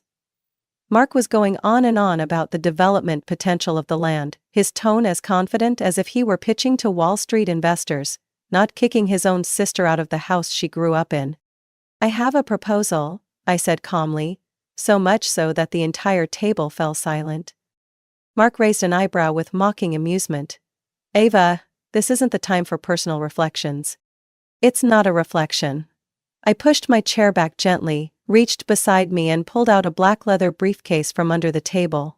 Just a few documents that should be reviewed before anyone signs any agreements to sell this house. My father sighed, rubbing his temples. Ava, you're making this complicated. We've already decided, the house will be sold within 3 weeks. No, Dad. I opened the briefcase and pulled out a leather-bound file. The embossed logo of Woodrow & Keene Law Firm stood out clearly on the first page. This house was sold 2 years ago. The room went dead silent. Trina set her spoon down on her plate, the small clink sounding like a gunshot in the quiet. What? Vanessa was the first to speak. You're joking, right? I placed the file on the table, turning it so the title faced them. Ellen Ventures LLC. Sole owner. Me. Purchase completed, May 18th, 2 years ago. Full ownership of the property at 3119 Elmhurst Lane. This house was transferred from Huntington Bank after the mortgage loan went into default. That's impossible, Mark stood up abruptly. The bank can't sell it without notifying us. Don't you remember? I smiled. That loan was secured by a personal guarantee, using my signature, a forged one. I hired a handwriting expert nearly 3 years ago to verify it. Mark went pale. You're making this up. This is fake. Then you'll love the forensic signature report included in Section 4, along with the formal complaint I submitted to the Massachusetts Department of Justice last month. I flipped another page, laying down property tax certificates for the past 3 billing cycles. I've paid every property tax bill since the transaction was finalized. And to avoid shocking Mom, I kept the ownership registered under the company's name, not mine. No, this can't be, my mother stammered. I turned to her gently. I wasn't hiding it, I just waited for the right moment. And that moment is now. Now for what? My father gripped the arm of his chair. To humiliate us?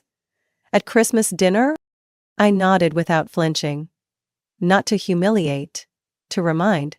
Because everyone here seems to forget that I'm not the freeloading daughter, I'm the co-founder of NovaForge. The AI-based supply chain software company that went public this past June. Mark looked like he couldn't breathe. That silly startup? But silly startup, I nodded again, was valued at $4.2 billion on its first day of trading. I hold 12% equity. I'm not bragging, I'm just stating that I no longer owe anyone here silence.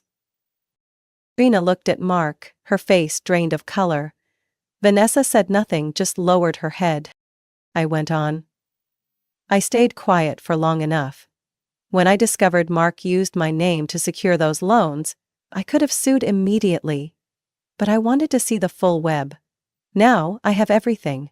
documents, bank confirmations, internal accounting files, even emails Mark sent to brokers, forging my approval to vacate this house. My father stood up, hands trembling. You don't understand. I did all of this to keep the company alive. At the cost of destroying the family's legacy? I said coldly. Or by gambling the Mitchell name on unstable investments and blaming the daughter who refused to pick the right industry.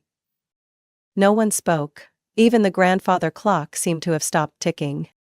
I stood, closing the folder. You have 7 days to gather your things, but given the circumstances, I think 24 hours is more appropriate. I looked directly at Mark, my gaze cutting like glass. After all, you said I needed to learn to stand on my own. Now it's your turn. I turned and walked out, leaving behind faces that could no longer recognize themselves in the mirror of truth. I returned to the dining room after letting them sit in silence for nearly 10 minutes. Long enough for the pretense to melt away. Long enough for each family member to start looking at one another differently. Not as loved ones, but as accomplices, as enablers. Or worse, as the ones behind it all. Trina was the first to break the silence, her voice trembling. Ava, you're not planning to take this to court, are you? I mean, we're still family. I sat down, opened my laptop and plugged in a small silver USB. You should ask Mark, because if we're talking about betraying family, he started it. Years ago. Mark stood, voice sharp. You're making this up, no one's going to believe your lies. I said nothing, just played a video I had queued up. The screen showed the hallway of the 8th floor at Mercy Hospital in Cambridge, dated April 12, 2 years ago. The footage was clear. Mark in a long gray coat walking into room 8, 10 and 12 at 11 p.m. That was Aunt Lana's room. My father's younger sister. The only one in the family who still believed in me. At the time, she was in the hospital, recovering from a minor stroke. Around then, I discovered her original will, leaving the Nantucket house and nearly $2 million in investments to me. I secretly backed up a copy to my personal drive. I had my doubts, and I was right. The video continued, now with audio. Aunt Lana's frail voice. Mark, I've made up my mind. Eva's the only one who never used me. Then Mark's voice, low but clear. And you think the rest of us will let that happen? Not long after, her condition suddenly worsened. 36 hours later, she passed away. A new will surfaced, filed by Mark's close legal associate. All assets redirected to Mark, for the protection of family interests. My mother gasped. Oh my God. I zoomed in on the final moments. Mark leaving the hospital room at 12:37 a.m., holding a large envelope. 10 hours later, Mitchell and Hines Law received the emergency will that overrode the previous document entirely. Vanessa stared at Mark, eyes wide. Don't tell me, you pressured her? I cut in. Not just pressure. He hid every dollar that followed using a shell company network built with a group of former employees. It took me nearly a year to trace each link. 14 corporations across Delaware, Montana, and Wyoming. Each one a front to receive funds from real estate development loans signed under Mitchell & Co. I pulled out another thick file. In total, $12,300,000 were cycled through and skimmed into private accounts. Some bought luxury watches, others paid for a charter yacht in Miami. The same one Trina showed off on Instagram as a gift from her husband. Trina turned pale. Mark shouted, "You have no proof of any of this." I laid another stack of papers on the table, neat as a knife to a cutting board. Transaction records, bank statements, and audio of your call with Trevor, your former CFO, who's now fully cooperating with federal investigators for immunity. I paused, then said slowly, "Oh, and he's also turned over internal emails proving you ordered the falsification of the 2021 balance sheet." My father looked at Mark, his face aging a decade in mere minutes. "Mark, what have you done?" Mark clenched his fists and said nothing. The entire room felt frozen in a mix of horror and collapse. I spoke each word clearly. "All of this will be submitted to the SEC and the district attorney's office tomorrow morning." I stayed quiet, not because I was weak, but because I wanted to make sure no one could walk away from this. Vanessa got up and left the table, hands clutching her head. Trina wept. My mother gripped the armrest, breathing hard. And Mark? Mark just stared at the laptop, where Aunt Lana's image was slowly fading. I gently closed the screen. And this is only the prelude. Vanessa returned to the dining room just as I was gathering the files. Her phone was buzzing non-stop in her hand. She was pale as a sheet, gripping the screen so tightly her knuckles stood out. "Eva, your phone. It's from the Boston field office of the FBI." I nodded. "Yes, they'll be here in 10 minutes. I sent them all the documents and the video this morning, after receiving final confirmation from the bank." My mother practically screamed. "You called the police on your own family on Christmas Eve?" I looked her straight in the eye. "Mom, if family was a reason to stay silent, then you all should have protected me 18 years ago. Instead of sending me to boarding school just for asking why the company had 2 accounting systems." My father said nothing. He sat there, staring at the floor like he was replaying every word he'd ever said to me. "Don't be suspicious, don't disrupt stability." But tonight the mask had fallen, and that so-called stability was nothing more than a cover for embezzlement, deceit, and betrayal. Mark had lost all trace of arrogance. He rushed to the head of the table, hands trembling as he reached for his phone, likely to call a lawyer. I stopped him. "Mark, sit down. If you have any sense left, you won't destroy the only chance you have left to negotiate." I turned to Vanessa, lowering my voice. "And one more thing. About your new fiancé, Tyler." Vanessa looked up, eyebrows furrowed. "What does he have to do with this?" I opened another file, this time showing transfer records. Tyler signed a consulting contract with one of Mark's shell companies.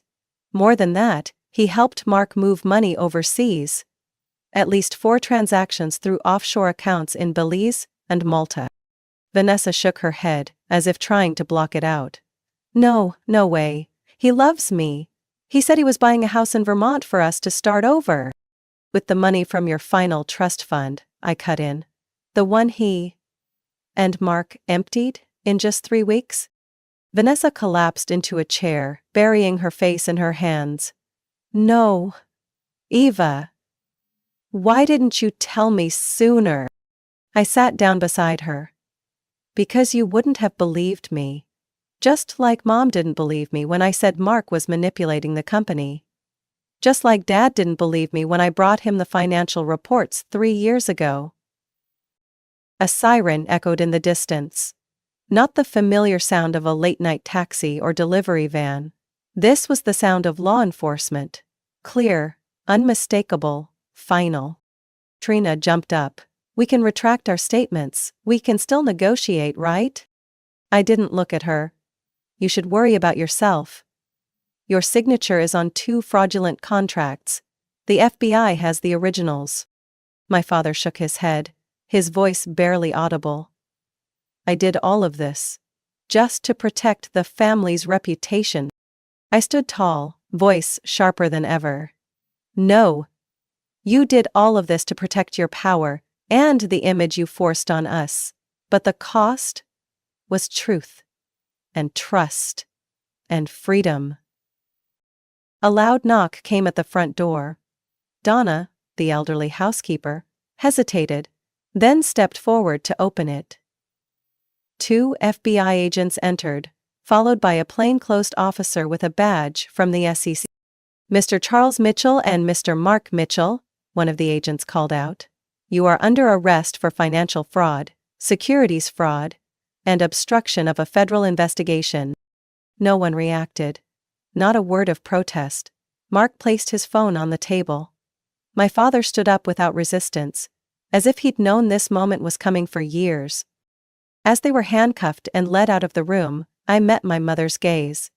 It was no longer filled with blame or disdain, but hollow, like someone who'd just realized the entire world they built had crumbled. I stepped toward her and gently placed an envelope on the table. "You can open this when you're ready. It's a lease agreement for a small apartment in Sarasota, Florida. A quiet place. I've paid the first 12 months, and if you want to start over, it's not too late." She held the envelope in silence. Donna quietly placed a hand on her shoulder, a wordless gesture of comfort.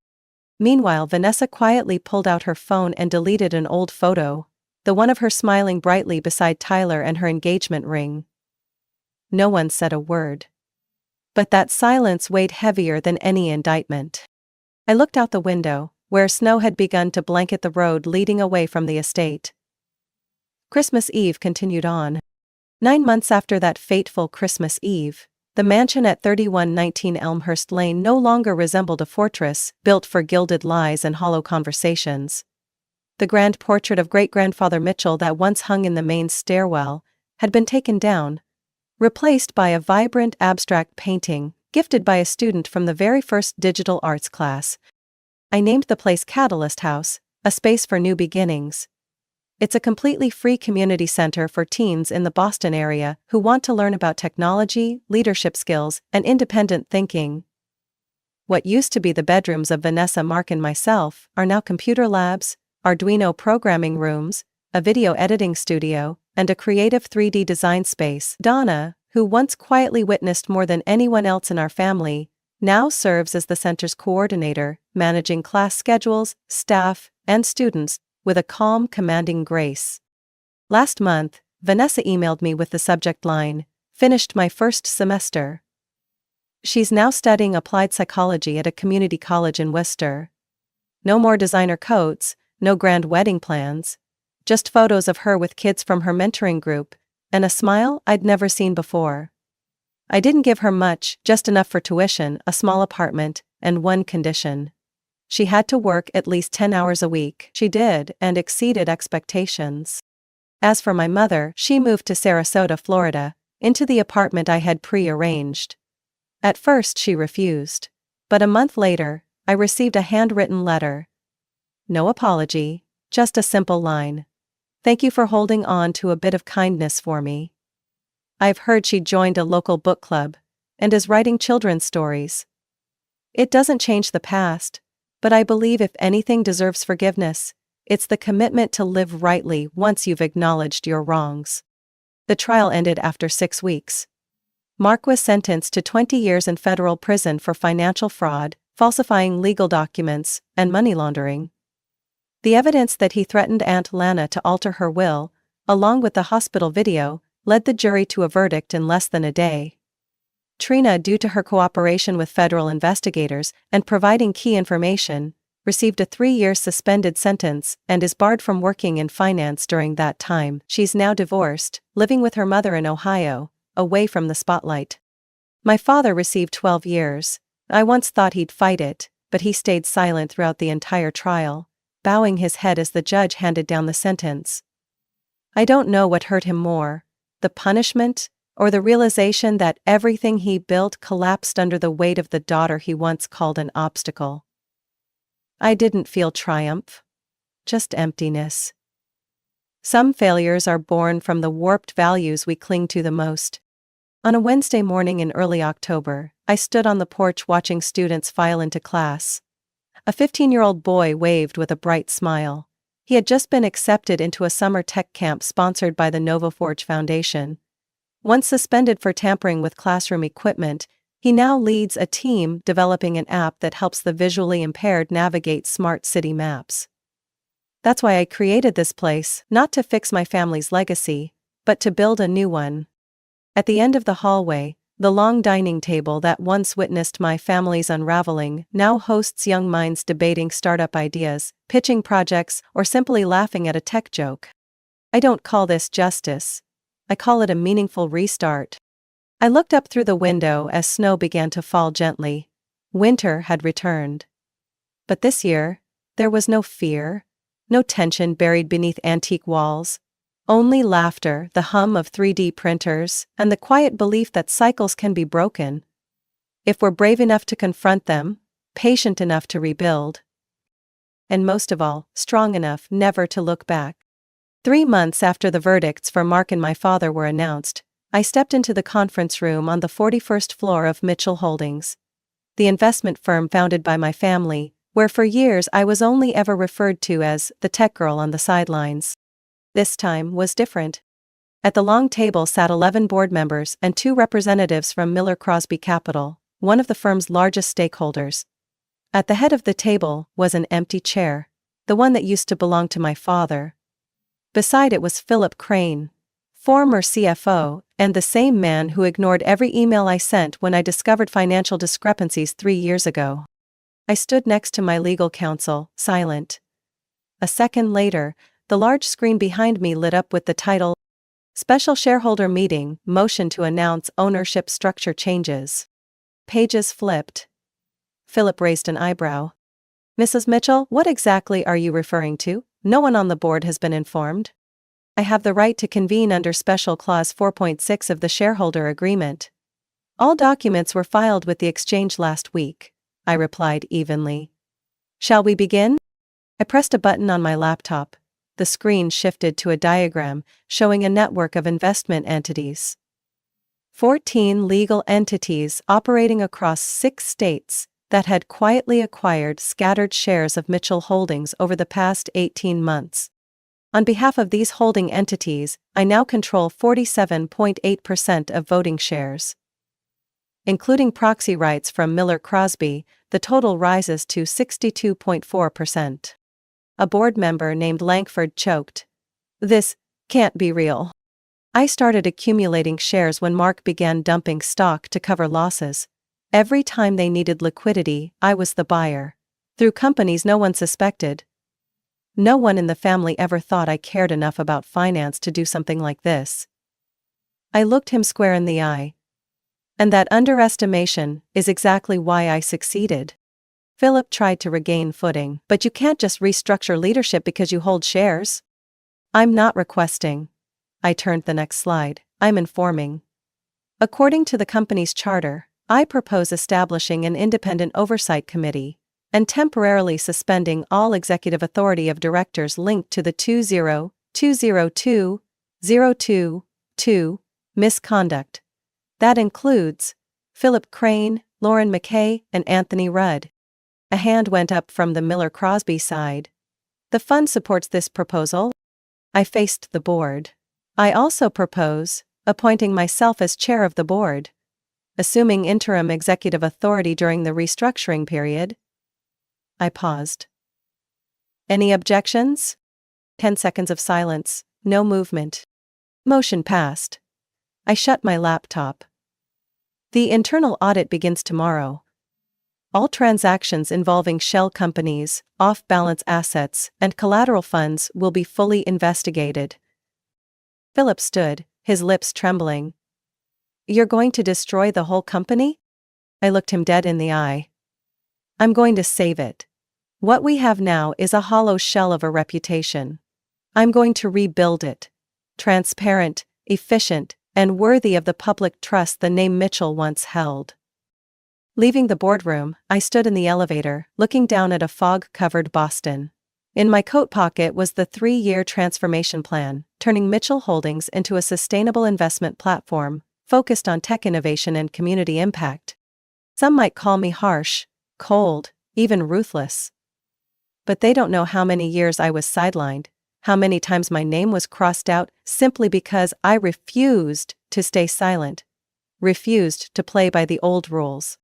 That night, when the lights on the 41st floor had gone out, I sat alone in the empty boardroom, the glow of my laptop screen reflecting off the large glass window. The early winter wind swept through the streets of Boston below. The city was still awake. And so was I. The phone rang. The screen lit up with the name, Madeline Granger. I picked up. I've been expecting you." Her voice was soft and low, tinged with a quiet nostalgia. "I have something from your grandmother. She told me only to pass it on when you were strong enough not to need it, but still humble enough to understand why you were chosen."